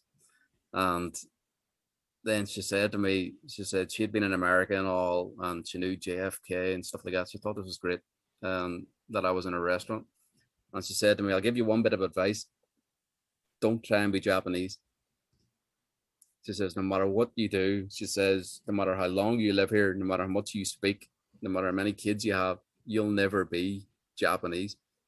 And I says, right, okay, I'll take that in mind. She said, and then she said, that's, I'm trying to really help you. Like, she says, you'll fit in and you'll know what to do, but you'll never be one of us. She says, you'll go along someday, you'll think you're Japanese, and there's a moment that sticks. You'll be here long enough where you're in a bubble and you think you're Japanese, and then you'll be on a train and you'll get a reflection in the window and you're still the white guy. You're always going to be, you're always going to be white with blue eyes. You're still Lurganese. And she's right. Yes, she's right. But she said, learn as much as you can about it, and learn how we behave, and learn our culture and respect, and learn what be done in a certain way and why. And if you don't like it, you still have to get on with it. But she says, you'll still get away with certain things because you're not Japanese. So you're just there that long, and you know how people behave, and people don't really bother each other. I mean, you could be in Tokyo, it could be the busiest place in the world, and the traffic, just flows, the people just flow through the station. And then you come back here and you go to the fucking supermarket and they're bumping into each other and they're stopping in the middle of the aisle. You're shouting at these people in Japanese and so frustrated. You're like, can you not keep fucking moving? Can you not keep walking? They can manage 1 million people through a train station in Tokyo, and there's like 20 people here, and you're all in the aisles blocking trolleys and fucking around. And just the ignorance. Just the ignorance. Yeah. But then you kind of remember that, you're not Japanese, but you've been there long enough to fit in, if you get me. And you find a way of life, and you find you adapt and you take on that way. Like that's how you live, and The balance. you stand back and let someone pass, or you hold a door open. Wee things like that. You go first. I'll get up on the train. You automatically, when you're on the train, there's a woman who's pregnant, or there's somebody who's like 50 comes along. You automatically, you don't even know. Your body just gets you up off the seat, and then someone else, you let them sit down. That's just the way it is. But over here, it's just a different story. But that was the biggest shock. It took you a wee while. You came back kind of timid. Does that make sense? You came back a wee bit like you'd lost your edge and your Northern Ireland roughness. Mm-hmm. Your Lurgan roughness. You kind of lost it a wee bit, and it took you a wee while to sort of push on and get back into it again. Eye of the tiger. It sounds like you really enjoy being there and enjoy it. You enjoyed that culture. Oh, I did. Yeah, I did. It's not for everyone. I mean, I have a mate came to visit me, and he got off the plane, and the first night he was grand. Second night, I took him out drifting and all. The second night, this was great. And then he sent me an email and he says, I want to go home. And I'm like, dude, you've only been here fucking 2 days. And he's like, it's just not for me. He says, I just can't stay here. Like, he says, I have to go. And then that was the first real moment. And I sat down and spoke to him. I says, look, man, just stay another couple of nights. and then at the end of it, he gave him his due. He stayed the week, but he was just so glad to go home. And then he rang me then after, a couple of weeks after, he rang me back to Japan and said, look, he said, it's just not for everybody. It's just not for me. He said, I can't quite pinpoint what it was. Was it the language? Was it so busy? Was it the people staring at me, or what it was? I don't know. But I've there's never had that. I suppose it's just being fascinated from so young, and the cars, and it just I never really had that experience. But I suppose that no matter where you go, it's not for everyone. Yeah, your mind was totally open to it from being out there at 18. So I suppose you started early, but that's just. I think my mind was just that set. And there is things that disappointed me. I was like, I didn't expect this, or I didn't expect that. But I mean, majority of it was as I thought, and then some. It's still a fascinating place when we go out. It's obviously with a family it's different. You can't just go all guns blazing to the drift tracks, but it's still a fascinating place. There's still food and restaurants is unbelievable, but the car end of it still, now to this day with the 86s, I mean, no matter where you go, you're like a celebrity. Like, it's great when you go back out. The things I wondered about Japan was the technology there, because they've always seemed to me to be so technology centered. Like, everything we got that was cool, like the Sony Walkmans and stuff in the 80s all started there. Yeah. Is it really like that, or is that just a stereotype? That to me personally, I haven't been there and lived. That's a stereotype. I mean, this is the thing about the culture. I've written down some notes as like the good and the bad and the this and that. But I mean, it's a country, Gary, so far advanced and technology and this and that, and they've a robot for everything. Mm-hmm. And it's also a country that has so much red tape and backward. When it comes down deep into it, this is still a country that you have to fucking fax machine things. Really? Yeah, wow. That's how bad it is. Yeah. Or this is a country where I want to get my driver license renewed, and I suppose like your residence permit has like your birth certificate. There's a short and a long, and I went with a short. I thought this will be grand, proof of address and all. Sat through the 2-hour fucking class in Japanese about how not to overtake people and this and that. You have to renew your speed and stuff, and sat through it. Went to hand my paperwork up then to the woman, and she turned around and says, that's the short bit of the paperwork. And I'm like, well, it should be all right. The old Northern Ireland head, I'll be grand. Sure. Or lift the phone there and check it, that kind of thing.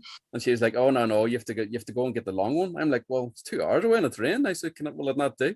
She's like, no, it has to be the long one. And I'm like, well, can they email it over to you or something? Or, can somebody take a screenshot, send it over? Oh, no, they could fax it over to me. I'm like, what? Who uses a fax machine? And that's the kind of the way, as a country, you still stumble and you hit, there's roadblocks there. Like there is roadblocks. And that's the difference here. yes, here's good and bad, but I mean, being here and being from here and stuff, there's always, had that thing happened in an office here, you'd bluff your way past it. You can sort of wing it a wee bit. But... yeah, or somebody will send you a WhatsApp and say, look, there it is. That's good enough for you, that kind of thing. But Japan, it has to be the by the book. This isn't here. I can't take it off. There is no bend in the rules. Unbelievable. So the society works sort of for and against them. It does, but because they grew up that way, they don't question it. But me being a foreigner from Lurgan, I just turn around and say, well, that doesn't make any sense. And they're like, well, that's the way it's been from birth. So, either like it or lump it. So there's frustrating things like that. You tell me we have a superior process in Lurgan, this kind of thing. This is the sort of thing here is, you'd have rang somewhere, you'd have said, look, ring the office there or email it over quick or something, or you bluff your way through, or I'll bring it back tomorrow, that kind of thing. Whereas Japan it's just black or white, it's one way or no way. Yeah. And a lot of things are just still an old way, like business wise it's still so old, but that's what you have to learn, that's the thing. Yeah. And that's where you go past the tourist mode and you have to delve deep. I kind of describe it as an onion, with the core, and there's 20 different layers before you get to it, and you get to one layer and then you get stuck and you get knocked back before you really see the core of Japan.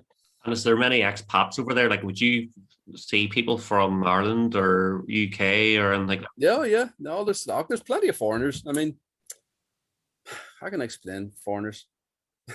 It's like anywhere, but because there is a different language and different culture, there's foreigners go there, and if they're listening to this, fair enough. But I mean, 90% of them are really rude or real idiots. I'd say 10% of them probably think like me or do things like me. Some of them just think they're still in Australia or in America, and without sounding rude or their culture doesn't really carry over, was the polite way of saying it. You just can't be as loud as that, you can't be as forward as that, and you have to remember where you are and respect the way. That's Tokyo Drift Gaijin or whatever they call it. Yeah, that's the thing. The Gaijin. But you were watching that the other night. I still love the movies the other night, and I was like, oh, this is great research. Yeah, no, Tokyo Drift. It was at the peak. That was the peak for me, to see Tokyo Drift and have drifting at that level and the real interest in Japan to be involved and be out there was great at that time. And funny, I was talking back the other night then to Toshi Hayama. He actually was a director or advisor for Tokyo Drift. I was talking to him a couple of nights ago, and he used to run Apex in the States, Apex era and Japan. And then he was just saying, about how things have changed and this and that. And, so you were sort of talking and dealing with guys, even back then who were movie stars. It's surreal. He sent me a message just how it was going. And he actually was the announcer at the D1 UK. You remember D1 Silverstone? Oh yeah. He was there. He was a translator there. So that's kind of our connection went back that far, to be dealing with guys like that. But yeah, when you make notes and you look back and talk to you guys, what you've done and seen is it's pretty cool. I mean, to be able to be messaging guys like Orido, Orido Manabu. Fascinating. Yeah. Well, you'd remember me. Rock would remember me when I was younger, so to have went to that level is pretty different, and it is a high level. I mean, I'm still modest about it, but what you've achieved and done, and who you've worked and been involved with is pretty cool. I mean, even Orido Manabu, he's a race driver. I mean, he's still racing Super GT, and he actually bought an 86 a couple of months ago. He started off in an 86 in the 80s, and him and a couple of other racers set up, all street drift clubs and stuff like that, and then they developed into Super GT racers in the 90s, 2000s, and D1 drifters. Now, he was a D1 judge, and I remember going to Tsukuba Circuit, and this is the first time I'd seen him in the UK, and got a picture with him and stuff, and all this was great when I was in my rabbit in the headlights days. But I mean, at that stage then I was standing around the pits in Tsukuba, just me and the camera. and he was eating noodles, like he's sitting there slurping away at noodles. And I says, "Fuck it, I'll not disturb this guy, even as big a fan as I am." And he kind of caught me eye, and he waved me over, and I was like, "Right, you're not really meant to interrupt someone in Japan when they're eating, but I'll go anyway." And he just said, "Sit down, take a seat." He says, "Where are you from? What are you at?" I was chatting away to this Super GT driver, and he was drifting a Super and all the time, like, and he just had a real good chat for an hour to this guy, who you've watched on DVDs for years, and who's the D1 judge, of that level with Tsuchiya.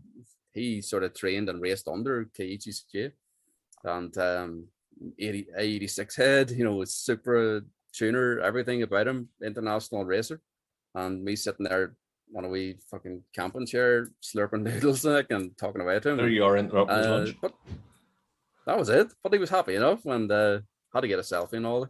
But he was he kind of switched down after about 30 minutes. He kind of switched down to, he got real personal, talking about advice and what you're doing, and I just set up the parts exporting then, and he was saying, don't give up at it and keep at it, and trying to give you advice about what to do, and just keep following what you believe, and enjoy the cars and things like that. So it was good to have a chat to that level. And I suppose then even the pinnacle for me is Keiichi Tsuchiya. It's the Drift King. He's a D1 judge, racer from the 80s on.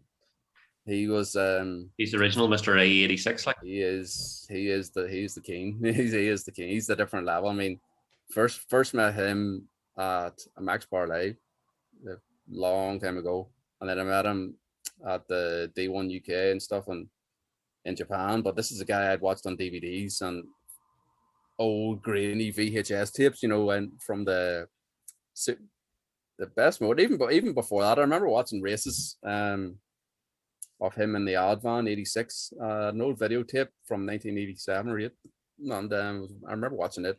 And he used to drift. That's where he used to drift the last couple of corners because he was that far ahead, and he became the Drift King.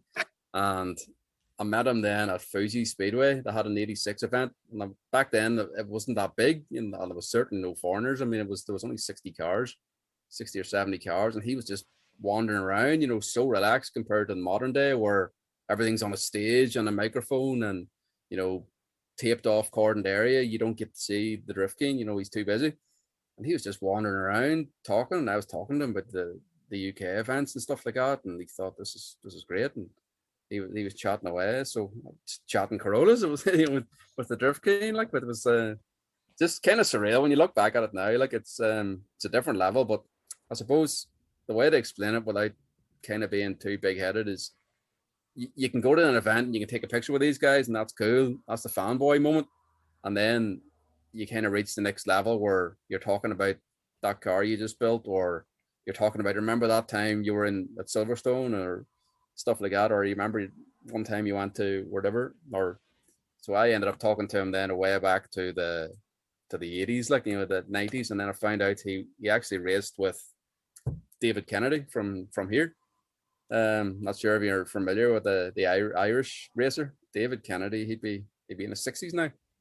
He raced at Mondello, and he went to Japan in the 90s and raced with Tsuchiya in the Cosmos Sierra and BMW M3. So that's a little lesson, a wee history lesson. So he raced then. So when I mentioned Ireland, that's who he mentioned. He said, I used to race with a guy from Ireland, from Dublin. I was like, what? No way. I don't believe you. And he said, I did. He said, and he started dragging up pictures of him in the Cosmo Oil RS 500 Sierra in the 90s, and showed me a picture of David with his bright orange Irish hair. And he said we were teammates. So then, even back here, actually, it was about a year before this COVID, about 2 years ago, I met David at Mondello at our 86 Fest, and I was talking to him about it, and I showed him pictures and showed him a magazine of him and Tsuchiya, and he couldn't believe it. And then he signed the magazine, and Keiichi signed the magazine as well. So we stories like that just kind of unfold. You could talk about it for hours and hours, but it's surreal. Well, here, where is, so you're back at home, mm-hmm. or well, wherever home is now. It's Northern Ireland at the moment, yes. but you're your missus is from Japan and over here live with you. Where are you? Is AE86 World? Is that your full-time gig at the moment? It's gone full time, Andy. It's just gone to that level. I never intended it to turn into a big business. I really like the social end of it. I love building the Facebook page. I love then running the site, and then obviously Instagram and stuff took off. And I just want to share pictures and connect, people from all over the world, get the Japanese guys into one place and share all their stuff that they're doing, and everybody could follow it. Next thing you know, it just snowballs into like 150,000 followers and this, that.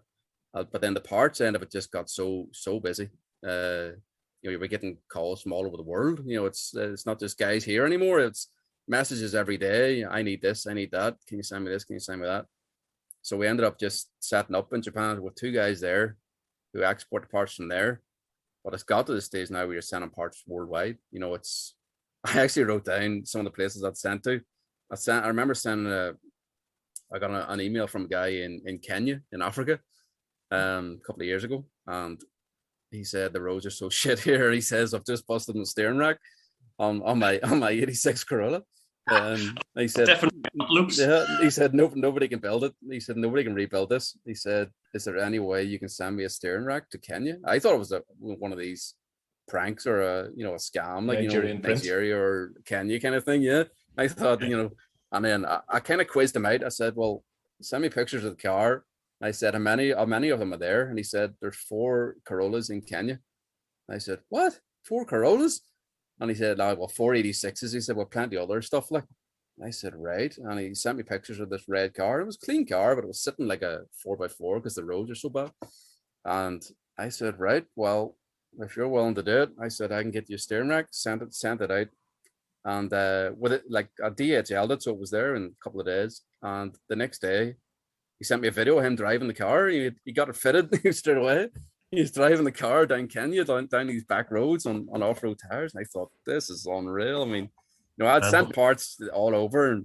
And the biggest thing then we had sent, we'd actually air freighted a car to Dubai from Japan. There was a pretty rich person. And he wanted an 86. And he wanted an initial D, the old anime kind of white over black cartoon. He wanted this Toronto initial D tofu car, and I says, right, well, at that time shipping to Dubai was all right, and he says, no, I need it like next week. I'm like, well, it's not going to be next week. So he says, look, and then he actually rang me, and he said he spoke perfect English, and he said, look, I'll tell you the situation. Explained who he was. He explained what he wanted it for. It was a special occasion for his son and all. And he said, can you get that car to an airport? So I said, right, no, well, we can. This car, luckily it was in Tokyo. So I had to get on to Lufthansa. It's the only person that air freights cars. And got on to Lufthansa in Tokyo, got the car loaded on, and the car flew to Dubai and was unloaded. I'll have to send you pictures. It's pretty cool. So he that's another big deal who I dealt with. Other people I've dealt with, I mean, that's just the Corollas, the impulse cars we've dealt with. We've got all the carbon fiber panels. We've shipped them worldwide, shipped them to the States, New Zealand, Australia, here. I'm trying to think of kind of interesting places, real weird places where you've sent stuff to Iceland. Places that you never thought Corollas existed. I thought they were all here or Japan or the States and Australia and stuff, but some strange places like Pakistan has twin cam Corollas. It's random. It's just random. But that's the level it has gone to. You're messaging and getting involved with people from everywhere and so many different cultures and languages and you just can't believe like some of the places. I mean, there's Corolla twin cams in Jordan, there's Saudi Arabia, Africa, and then obviously here in Europe and stuff. You're living the dream. Did you ship any rotas anywhere? Who mentioned the rotas? probably the Murph. The Murph. Fuck, I hate rotas. I can't quite put my finger on what it is. I think it's because having been there and being involved directly with the people who make these parts, it's just a real gripe. It really pisses me off when people copy parts. I don't mind Rhoda as a manufacturer. I just hate the way the copy designed. That's the basic way. If Rhoda made their own style of wheel, no problem. But Work or SSR or Volk Racing make a wheel, and then 2 weeks later it's on fucking Rhoda's website, for half the price, with slightly different bolts, and everybody locally's ordering them up, and this is great. No, but the Murph knows. The Murph knows all about Rhoda. That was one thing he asked. It's like, we've got a couple of questions. Anything we've got to ask Chris? Just ask him about Rhodas. Just ask him about Rhodas. Yeah. It's a pet hate. Not even just the rotors and the wheels. Like, it's just the parts in general. I mean, I just have that level and standard where I love when parts are custom made, or are made here and developed. But if you're going to bolt on aftermarket parts, it has to be done right. I see both sides to it. I see the fact that some of these parts are just made and then they've got a name or a label, stamped onto them, HKS or Toyota or whatever, and the same part can be made somewhere else cheaper and do the same job. But from the way I grew up and I'm going to Japan and being around it and immersed in it, it has to be. I just can't do the dirt on them. It's just it has to be that way. If someone offered me a Toyota exhaust or one without Toyota on it, I know the other one's probably all right as long as it's made well, but it has to be a Toyota exhaust. I bet you could hook me up with a pretty sweet set of rims for my Yaris. Oh, we'll get it sorted. I cover all cars. I mean, that's the thing. We cover even the Top Gear stuff. And I was messing last week. I mean, whenever Chris Burns randomly called me, I'd only come back, and Chris rang me and says, "Look, I need some Liberty Walk kits." I'm like, right, well, it wasn't really a big thing here at the time. Chris was ahead of the game if he's listening. And I said, right, well, that those sort of things have to be shipped by sea, Chris. I mean, they're big, huge boxes and they're going to get damaged any other way. And he's like, no, I need them tonight. It's like real Fast and Furious. I said, look, I need overnight parts, literally overnight parts from Japan. And I said, what are you doing? And he explained. And this was a year before the cars were built. And he said, look, you're the man to get in touch. So I said, right, I'll message Cato Liberty Walk, see what he can do, explain the situation. Next thing you know, the phone's ringing from Japan. He says, is this Top Gear? Is this going to BBC? And I says, yeah. I said, they're building cars, I said, for a live display, and they want Liberty Walk kits. And he's like, right. He says, when do you need them? I said, tomorrow. Tomorrow, today, now. Work fast, as they say. And then he's like, right. He says, we've got them in stock. He says, well, we'll airmail them. I was like, right. And I says, well, you do know there's probably like 3 to go. And he's like, all right. He says, whatever it is. And then ended up airmailing them into Heathrow. Chris went down, lifted the boxes, got them all sorted for the car, got everything else. And then Cato rang again and said, what wheels are you guys putting on the car? And I'm like, well, I don't know. I need to check with Chris. And he's like, no. He says, I'm telling you what wheels you're putting on the car. Right. And he says, I'll hook you guys up. He says, it has to be. He said, if you're putting my kit on that car, he said, it has to be a good enough wheel. I think Chris was talking something pretty cool anyway, but he wasn't talking Forgiato, like 12-inch way or more on the back, and a huge set of wheels. And again, they were FedEx from Australia, FedEx airmail. It was nothing was too much work for them guys, but they turned out awesome. It was good to be involved in something like that, at that level. Absolutely incredible. Definitely was. I'd be lucky to work with people like that, and a lot of work being done behind the scenes, especially recently. There's a lot of secret projects going on and stuff that people don't see. People see everything you post online and the twin cam stuff and the 86 stuff, but people don't see what you've done over the years. Compared to now, where everything's documented and videoed. Back then I had the first time I went out was a couple of megapixel camera. It was crap, and half the photos are either lost on hard drives now or grainy, but the stories you have from over the years are a different level. I only wish you could have went out now and had a video camera, like Neil and the guys have done recent with Juicebox and stuff, I was going to say that I've started watching and I haven't really watched any of the Juicebox stuff, but I've watched their first episode and I'm halfway through the second episode. Yeah. Van and a van. If you want to watch, but absorb some Japanese culture and vehicle culture, watch Juicebox for use. Japan and a van is absolutely brilliant. As the Driftworks movie from 10 years ago or whatever it was is it's hard to believe that was 10 years ago. Is it's hard to believe. Yeah. But when I watch those back, it's different. It's different now. I love what the film the guys done too. They had an awesome time, and I really love what Neil's done with the Juicebox, because he just gets it there. He kind of reminds me of the first time I went. Neil has just connected really well with it and absorbed it, and it's just so lucky that they can video it now and get it out there. But then it's just, but it's different.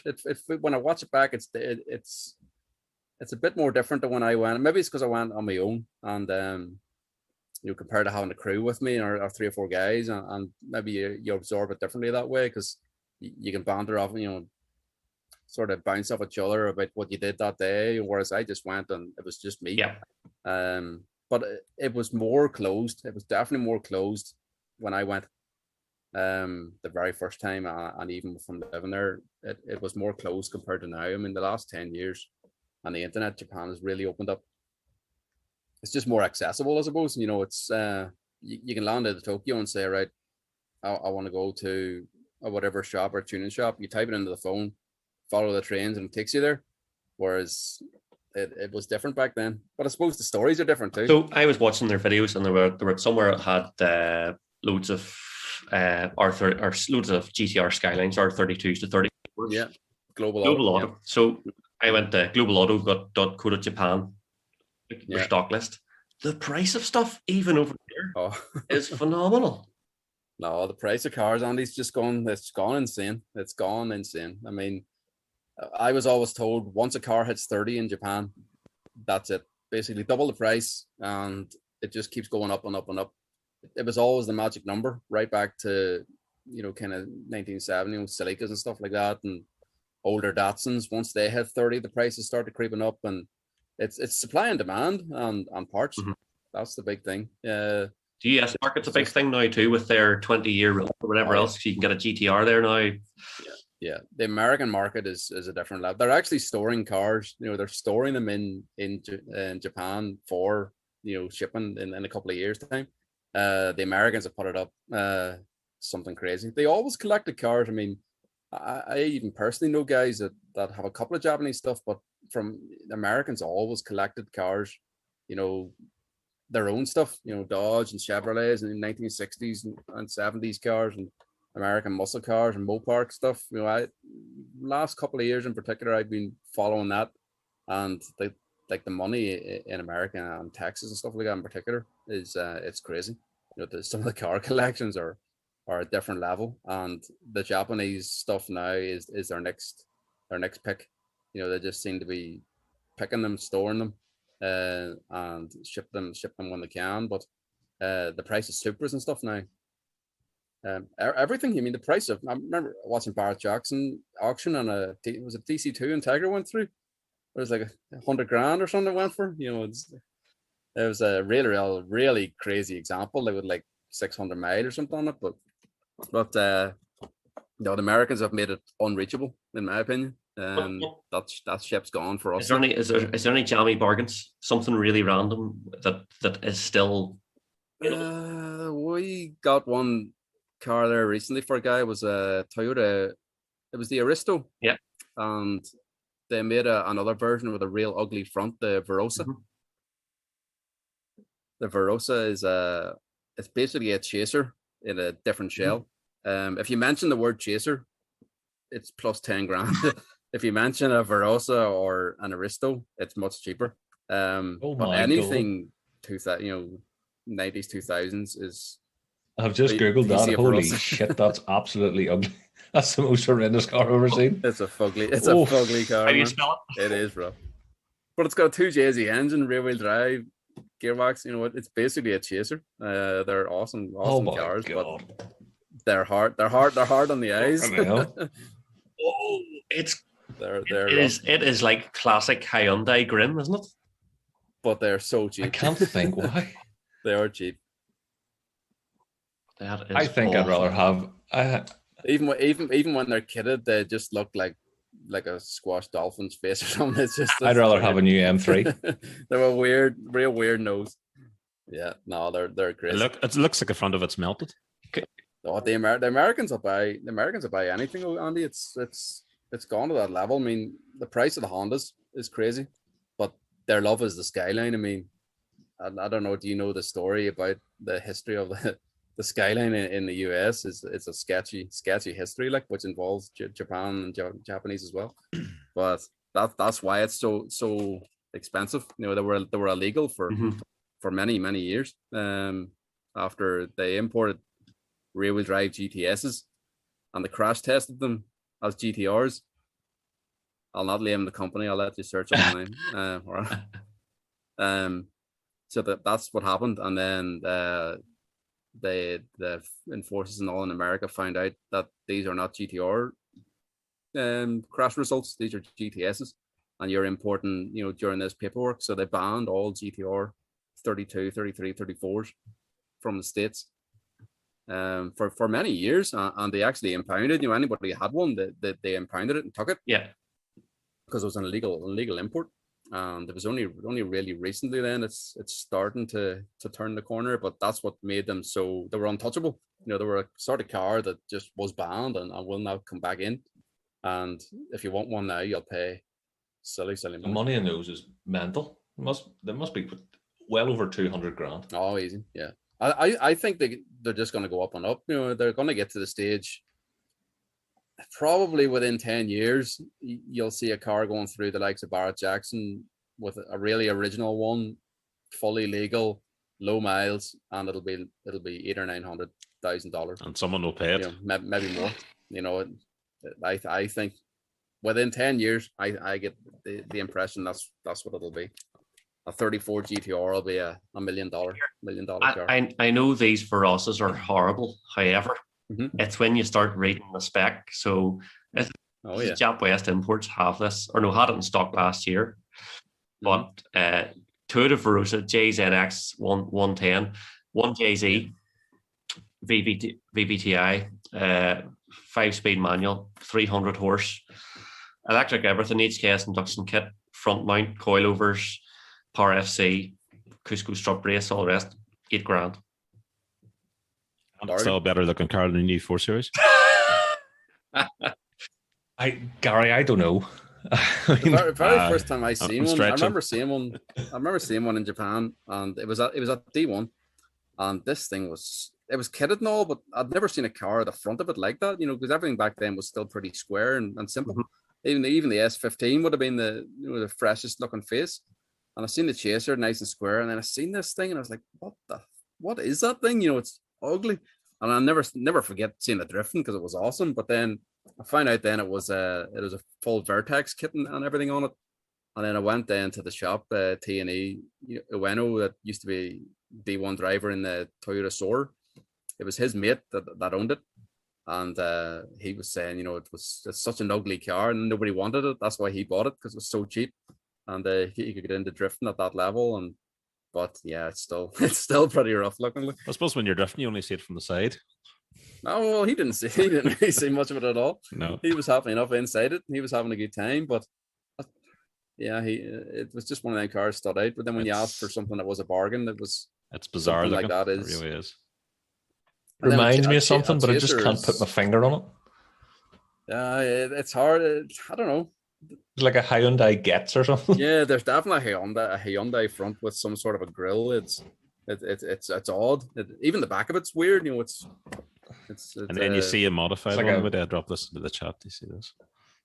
It's like an old S-Class from the back. They're strange car. I just can't understand how they got there from all their other jazzy models. You know, like the Mark II and the Chaser. You know, they're completely opposites. The Aristo's a little bit similar, but a lot more simple and plain. So even if you're importing a Corolla now, what is the very least they're even going in Japan for? Oh, this is that old question with any Corolla: a good one or an average one.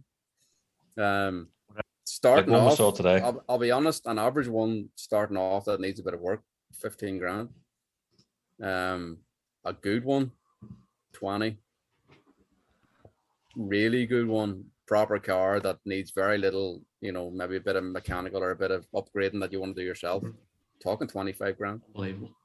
And is there many available, or are they Ken's teeth now?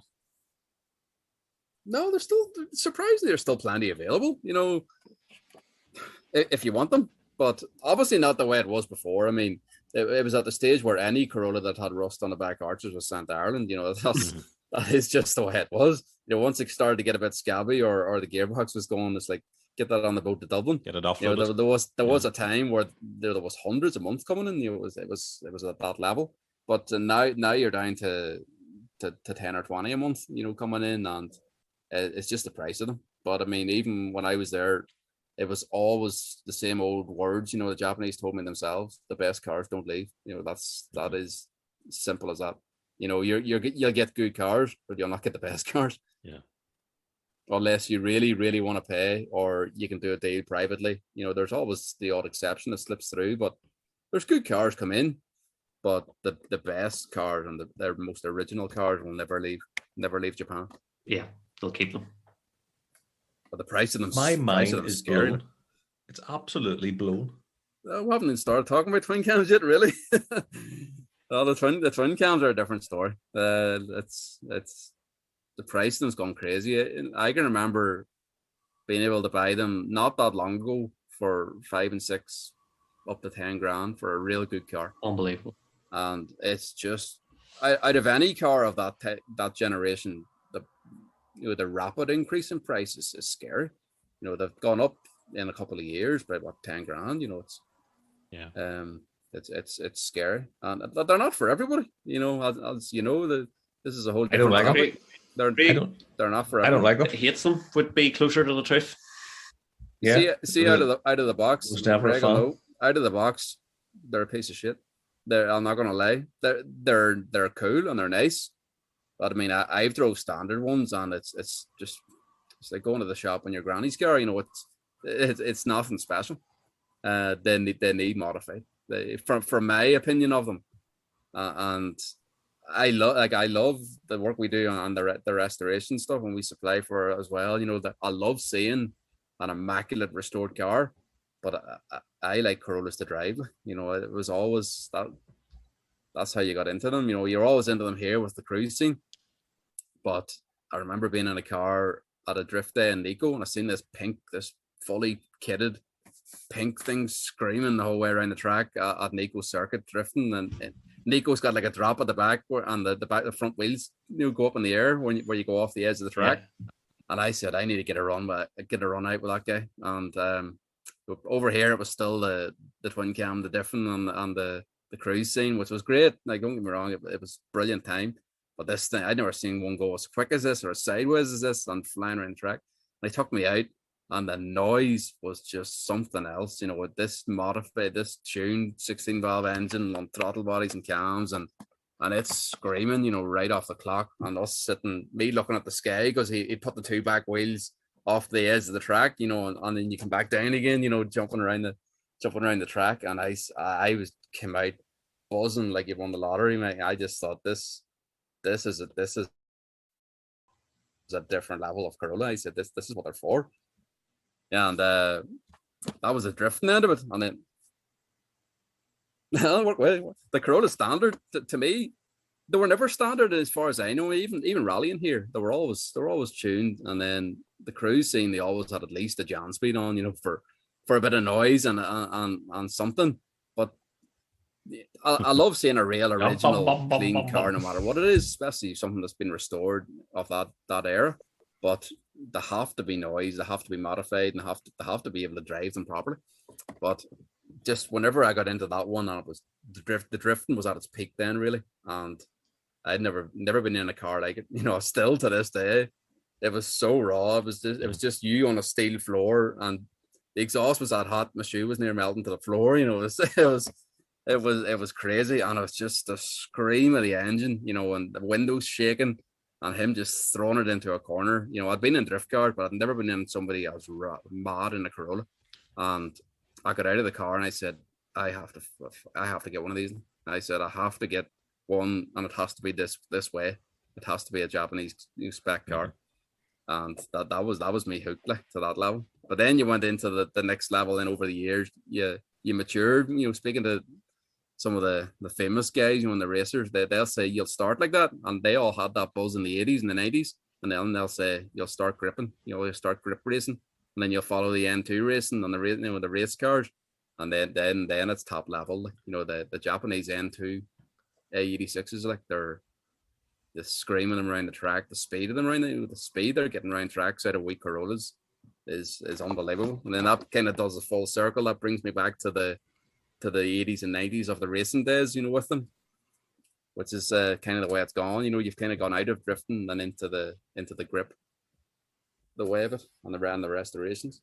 But no, yeah, twin cam out of the box, to put it nicely, is they're a nice looking car and I appreciate them, but they're not. They don't drive. They don't drive one.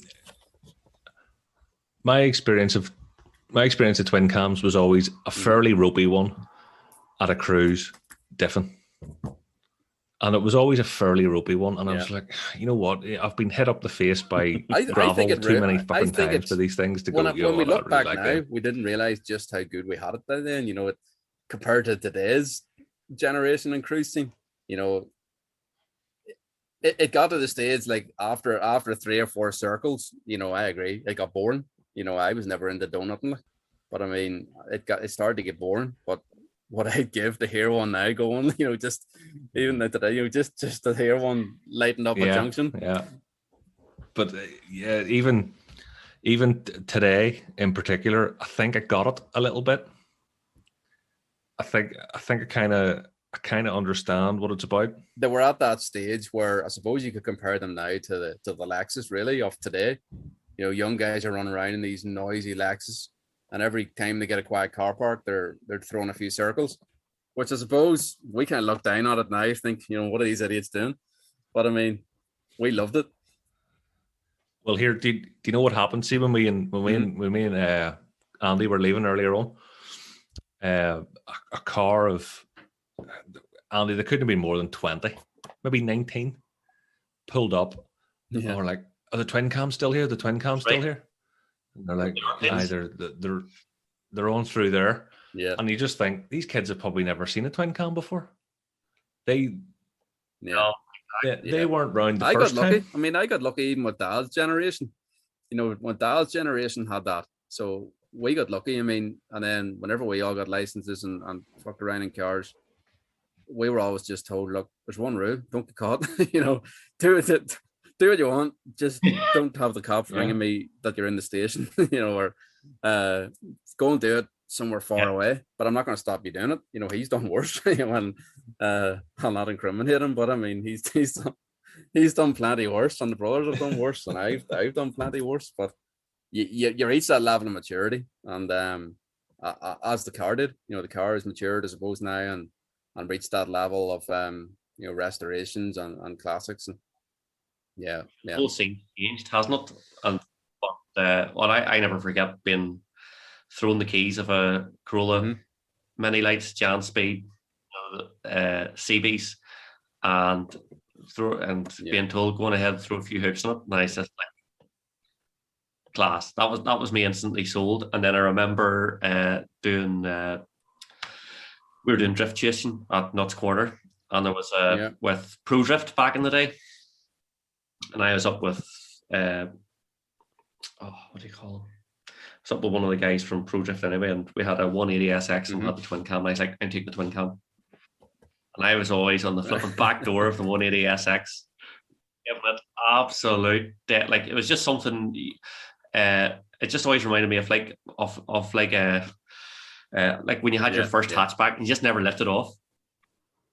So we're at that level here now. I mean, Japan reached that stage once because they had a new. Once they got to the mid 90s, they'd wrecked enough of them. They've had their fun in them, and then they started tuning them. They started modifying them. They started building them, and then they started racing them. Obviously, to the level they're at now. We're only starting to get there. You know, we had the cruise scene here, where we cut the shit out of them, when we had our crack, and we didn't care about gravel and this and that, and blew up engines and all sorts.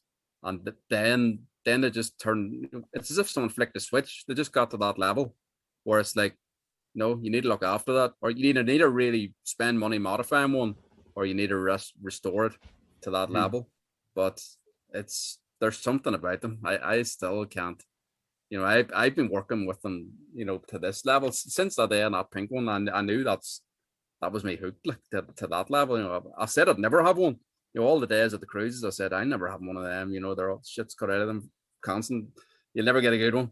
And then in Japan, then bought that one. But I mean, there's just something about them. I still can't explain it to this day. I also find it fascinating being able to have, buy something the far side of the world, about for a while, and then ship it. If the cars could talk, I always say the same. If the cars could talk, the stories that sell, cars that are 30 years old and had 20 years of their life in Japan, the stories those cars could tell, will be fascinating. But now it's a different scene here. This has been amazing. We haven't actually talked much twin cam talk, so we're not too bad. It's not I saying. I always say the same thing. They're just not for everybody. It's like any car. They've got their own fan base, and I think whether you love them or not, you can appreciate that. It's the same, RS Turbo Escorts and other kind of brands. Dealing with so many people over the years, every twin cam or Corolla or 86, whatever you want to call them, they're all different. There's none the same, despite them having super lights, Jan speeds, and all this and that. They all, the noise of some of them are different, the feel of them are different, but they've just a culture and just a special iconic car, especially now. They turn heads no matter where they go. Like I don't know too many cars. I don't know too many cars like it that appeals to so many different people. They don't appeal to everyone. You know what I mean? Yeah. In my opinion, the Ford market, you kind of know the Ford market, and then your Volkswagens, you kind of know that scene. Whereas the twin cam, I mean, somebody who's 60 or 70-year-old could pull up beside a guy who's 20, and the two of them have a chat, and that's the strangest thing. But I kind of like the fact that they've started to be appreciated a bit more. I mean, the last couple of years we've put a lot into restoration work. I mean, the restorations here are probably some of the best in the world. Outside of Japan, the best cars are here easily. But in my opinion, they still have to be drove. I'm still on that late 90s, 2000 stage where they're drove hard and they're used. They still look great, but I mean, there's nothing better than taking it around a track and driving it. Have you ever seen a really clean twin cam from here, or any JDM car go back to Japan? Not really. No, I've never seen a JDM car go back. That's a good question. I've never seen a JDM car go back. I've seen 86s from America, left-hand drives, sold into Japan, mainly for development work and for, surprisingly, California cars are so clean. They're zero rust. Yeah. So they've actually started buying them recently for shells, which is, it's like the 260s and the 280s out there. They used to always buy because they were so clean. The minis was a big thing. The minis in the 80s and 90s, they were all exported to Japan, loads and loads of them. And the early 90s post 9/11 market was all exported. M3s, E30 M3s is a good one. All Euro stuff, obviously, but I mean, they just love everything. I mean, there's some of the strangest cars you see. I mean, I remember seeing, they sound strange, but they're normal for us, like RS Focuses, the very first Mark 1 model. I'm trying to think what else I've seen. I remember seeing a black Sierra Cosworth driving through Tokyo one day. I was like, I couldn't believe it. If you've seen it back here, it's like, that's nice. But I was like, what is that car doing in Japan? Just couldn't understand it. I was in Piston Heads a while back, and I was looking for some reason at Alpha GTAs, the 147s and 156s. Yeah. And I'd say out of maybe 30 cars listed, 20 of them all had just out of Japan. So they must be going through this massive kind of rush of getting alphas back over here. They're bringing them back in. There's a lot of cars have went out. Like the minis went out in the 80s and 90s, and then they come back in the 2000s. You know, a lot of minis went out there, super clean, no miles, and came back. They were imported again, probably the last 10 years. The Porsche, even on RMF, I can't remember his name, DC76 or something like that. bought a Porsche, was it 911? So that's kind of done a full circle as well. Like, you know, cars of that era, you know, are starting to. That's where you look for them. You know, on the E30 M3, I'd be looking towards Japan for one that was imported new, or you know, imported after a couple of years old, and it's done very little miles and it's sat in a nice garage. That's the car to get. But they're kind of at that stage where they know what they've got to, and the prices are high, but you probably will get a better car. Well, here, tell us about your show car here. Yes, the demo. Yeah, it was a good opportunity. We always wanted to build a demo, and then I got a car then for customer Phil. He's in the UK, and then Phil rang me about 6 months later and said, I want to swap the front of it. It was a Trueno pop-up light. And he said, I want to swap and put the 11 front on the Corolla front onto it. And I said, kind of talked him out of it. I said, look, Phil, I'll sell you or 11 parts. I said, if you really wish, but there's not that many Truenos, and they're nice, and that's kind of what you initially wanted. So I kind of talked him out of it, and he said, look, well, I'll tell you what it is. What I really want to do, Chris, he said, is I want to build a show car, but I don't really know how to do it. I don't know how to get all the parts. I don't know what I want. I want to build a car or own a show car, he said, that he could bring to all the shows and enjoy. And he says, do you want to be involved? And I said, well, we were planning on building a demo of some sort anyway. He said, do you want to go in on it? And I said, we'll do our bit, and you know, you can do the car show end of it.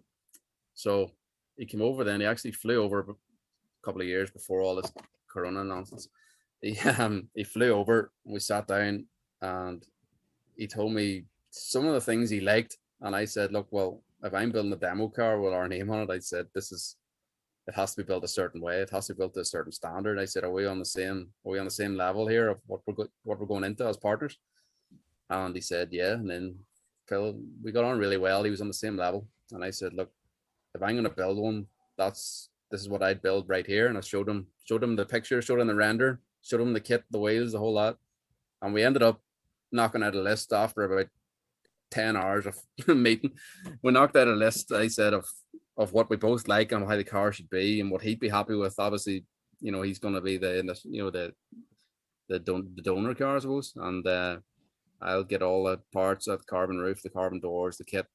But it had to be a proper show car. As Rocco will know, you could build a show car, but I said this thing had to be concourse. Mm-hmm. It had to be every nut and bolt. Anything that's modified on it has to be right. So to narrow it down short, you know, we sourced everything. Obviously came from Japan. We sourced the kit, we sourced the wheels and this and that. But then when it came to building it, we put the CBY, the wide arches on, and then where it comes in on the twin cam, there's like a little step on the bumper. Everything had to be. This is the stage where we were at. The lines on the bumper had to be within 2 mil. You know, it had to be perfect because they don't fit perfect out of the factory.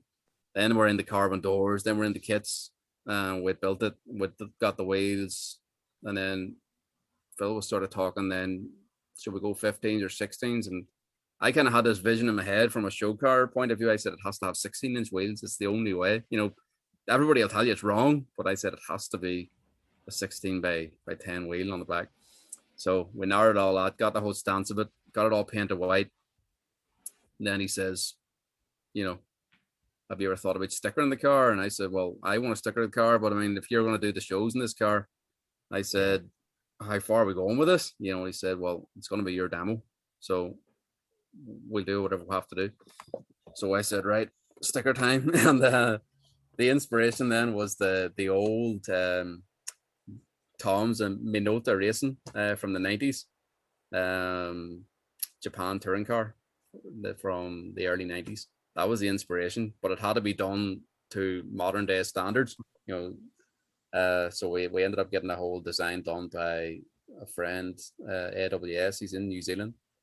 He many call like this, just sitting online chatting about this, that, and the other, narrow down the design, and we got the graphics work done. And then came to the show car point of view, my opinion on a show car, it dates back to the way that we're here. You know, the show days here. It had to be inside, under the bonnet, outside, everything. You know, open the boot. There can't be an inch left untouched. So we decided to do the engine bay then, completely smooth the engine bay, and built the 16 valve engine, and we went carbs. It had to be on OER 1990 Japanese carbs, you know, to keep it real authentic. So the whole idea, I always wanted to build a race car, you know, as a demo car, you know, a full race car that looked like something from the 90s, but with a real modern twist, you know, like the wheels and the kit, stuff like that. And Phil just wanted to build a show car that was so particular that he could bring it to a show and any judge couldn't pick a fault. Yes. So we kind of teamed up the end of that level. So every part on it we supplied and sourced, and just built it to that level. It's going to shows now. Funny, next week there's a lot of shows in the UK. There's very little shows here. Mm-hmm.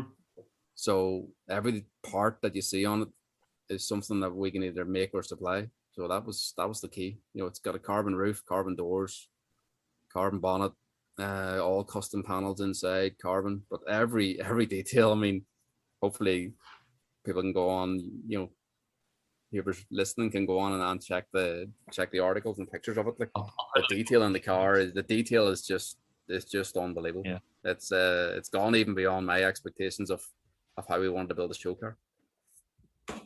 It's unbelievable. No, as I say, I'll put a picture up on I'll link in the show notes. It's a work of art. Like, it definitely is.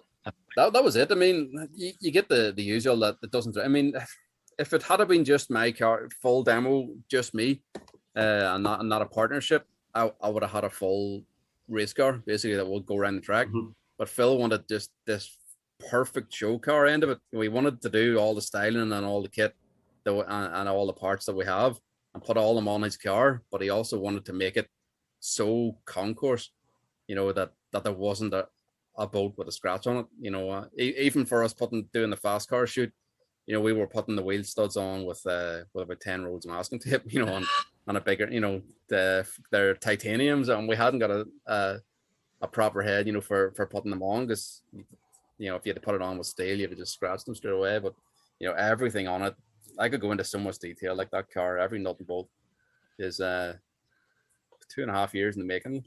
It's stunning.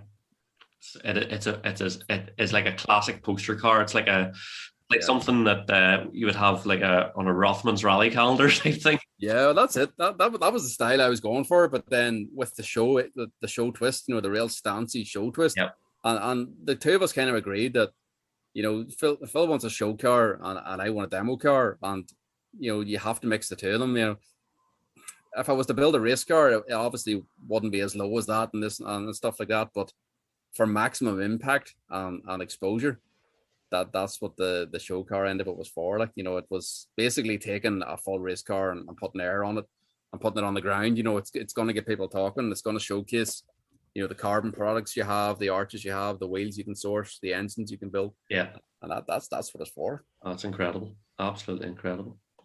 It's a different level for Corollas, and it'll probably upset some of the purists. You know, I'm as pure as they come when it comes to, you know, I love, you know, just modifying it and driving it. But I mean, the whole idea of it is a demo. You know, it's to show what we can demonstrate and what we can build, and a standard of work. You know, and that carries through every car we want to do. Like, I mean, there was a gold one there, UK, that we done a lot of work for as well. Like, and it's the complete opposite. You know, it's a factory 84 gold, nut bolt restoration, and just you park the two of them side by side. They're complete opposites, but it kind of shows you just what all we can supply and do. Well, you're clearly at the top of your game there. That's just absolutely staggering. And Chris, everything, like, I'm speechless. Unbelievable. You're getting converted to the old Corollas. I've never been. Well, I always love Corollas. I've never been to Japan. Love to go. This is just doing everything to get me to flipping want to get in a plane. Yeah. You got a little taste of it today, I think, to be honest. I mean, we have to put a shout out and do a wee tribute to Davey too, like, you know, and absolutely. just I think that today kind of touched home with a lot of people, even me. I mean, I'm involved with it, and I know all the guys and the twin cam scene. I mean, the Scania twin cams jackets. here get this pattern of cowboy boots and cowboy hats and all that, checked shirts and cones on their heads, running around with Buckfast wine. You know, it's they get that rep, but there's always going to be a couple of bad eggs and stuff and messers like that, no matter what. But I think deep down the scene's maturing a little bit, especially the Corolla scene, like, and you kind of got that vibe today, like. Totally. We hear. What's next on the cards for you, Chris? I want to build another car. I want to keep building car. I kind of got that. That's, you know, being involved in the Liberty Walk stuff and then building the demo. My own's pretty much building. I like to just drive. I want to drive my own after the year it's been. I just want to don't want to track the hell out of it all year, and maybe take it off the road next year and do a little bit more. I want to build. I like building projects for people. I'm just so particular. You know, the way that demo was built. We've just books and books of notes. You know, everything, sketches, drawings. You know, it's kind of old school. You know, everything now. Yeah. People type in the computer. I'm sitting with a pen and paper and sketching this. So I get an idea in my head. It has to go in the notebook. You know, the graphic. That's how everything came about. You know, the engine wise and stuff. It was like, you know, no, it has to pay a tribute back to the real 90s, early 2000s. It has to be carbureted. You know, there's no point. It's too easy to go fuel injection on the stuff. I says, look, we'll go carbs, stuff like that. The restoration thing is the big business. You know, there's trying to get as much parts rebuilt, you know, remade as we can. We've got panels, we've got steel, you know, quarter panels, rear panels, with lights, what bumpers, stuff like that, all being remade. But there's probably going to, I just kind of worry there's going to come a point where it stops. That's always the thing. You know, there's, you know, a little doubt in the back of your mind, thinking, how far can you go with this? I'd say the sky's the limit. You know, you look at the Mark II Escorts, and there's a very good market now for them recreating all the shells and bits and pieces. And I just think it just keeps going further. I mean, 10 years at it, but I mean, probably the last 4 or 5 has really, really been at its peak. Yeah, and I just get the vibe with the demo and doing all the shows in the UK and probably Europe next year. I just think it's gonna go to the next level. You know what that level is, or building more cars is the thing. Here, Cooper made it work. But fingers crossed, all go well. And it's not like Bitcoin or something, and the twin cam market fucking stops. Absolutely blown away. We hear, Chris. It's been absolutely fantastic to have you. That was just, we're blown away. Absolutely. I probably missed about 100 million things, but amazing. I'll not bore people to death. A lot of personal stories too, like, you know, especially the Japan end. No, it's far from bored. You know, that's like I said to you, if you could have seen some of the stuff you did, you know, from drifting down mountains to doing 190 miles an hour in tunnels, like, you know, it's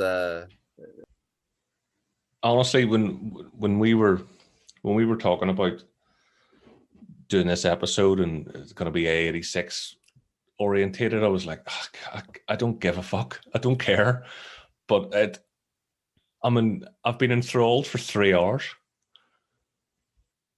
Just sitting here listening to everything you did. I mean, I knew you'd left and went to Japan. I didn't realize you did it when you were fucking 18. You just went, right, I'm away. I want to go to Japan, I'm away. It's just absolutely staggering. Look, Chris, thank you so much for coming on the show, and best of luck with AE86 World, but it goes from strength to strength. I think we will just go to the ticket booth now for the bullet train, because it's clear we all want to do a tour of Japan after this.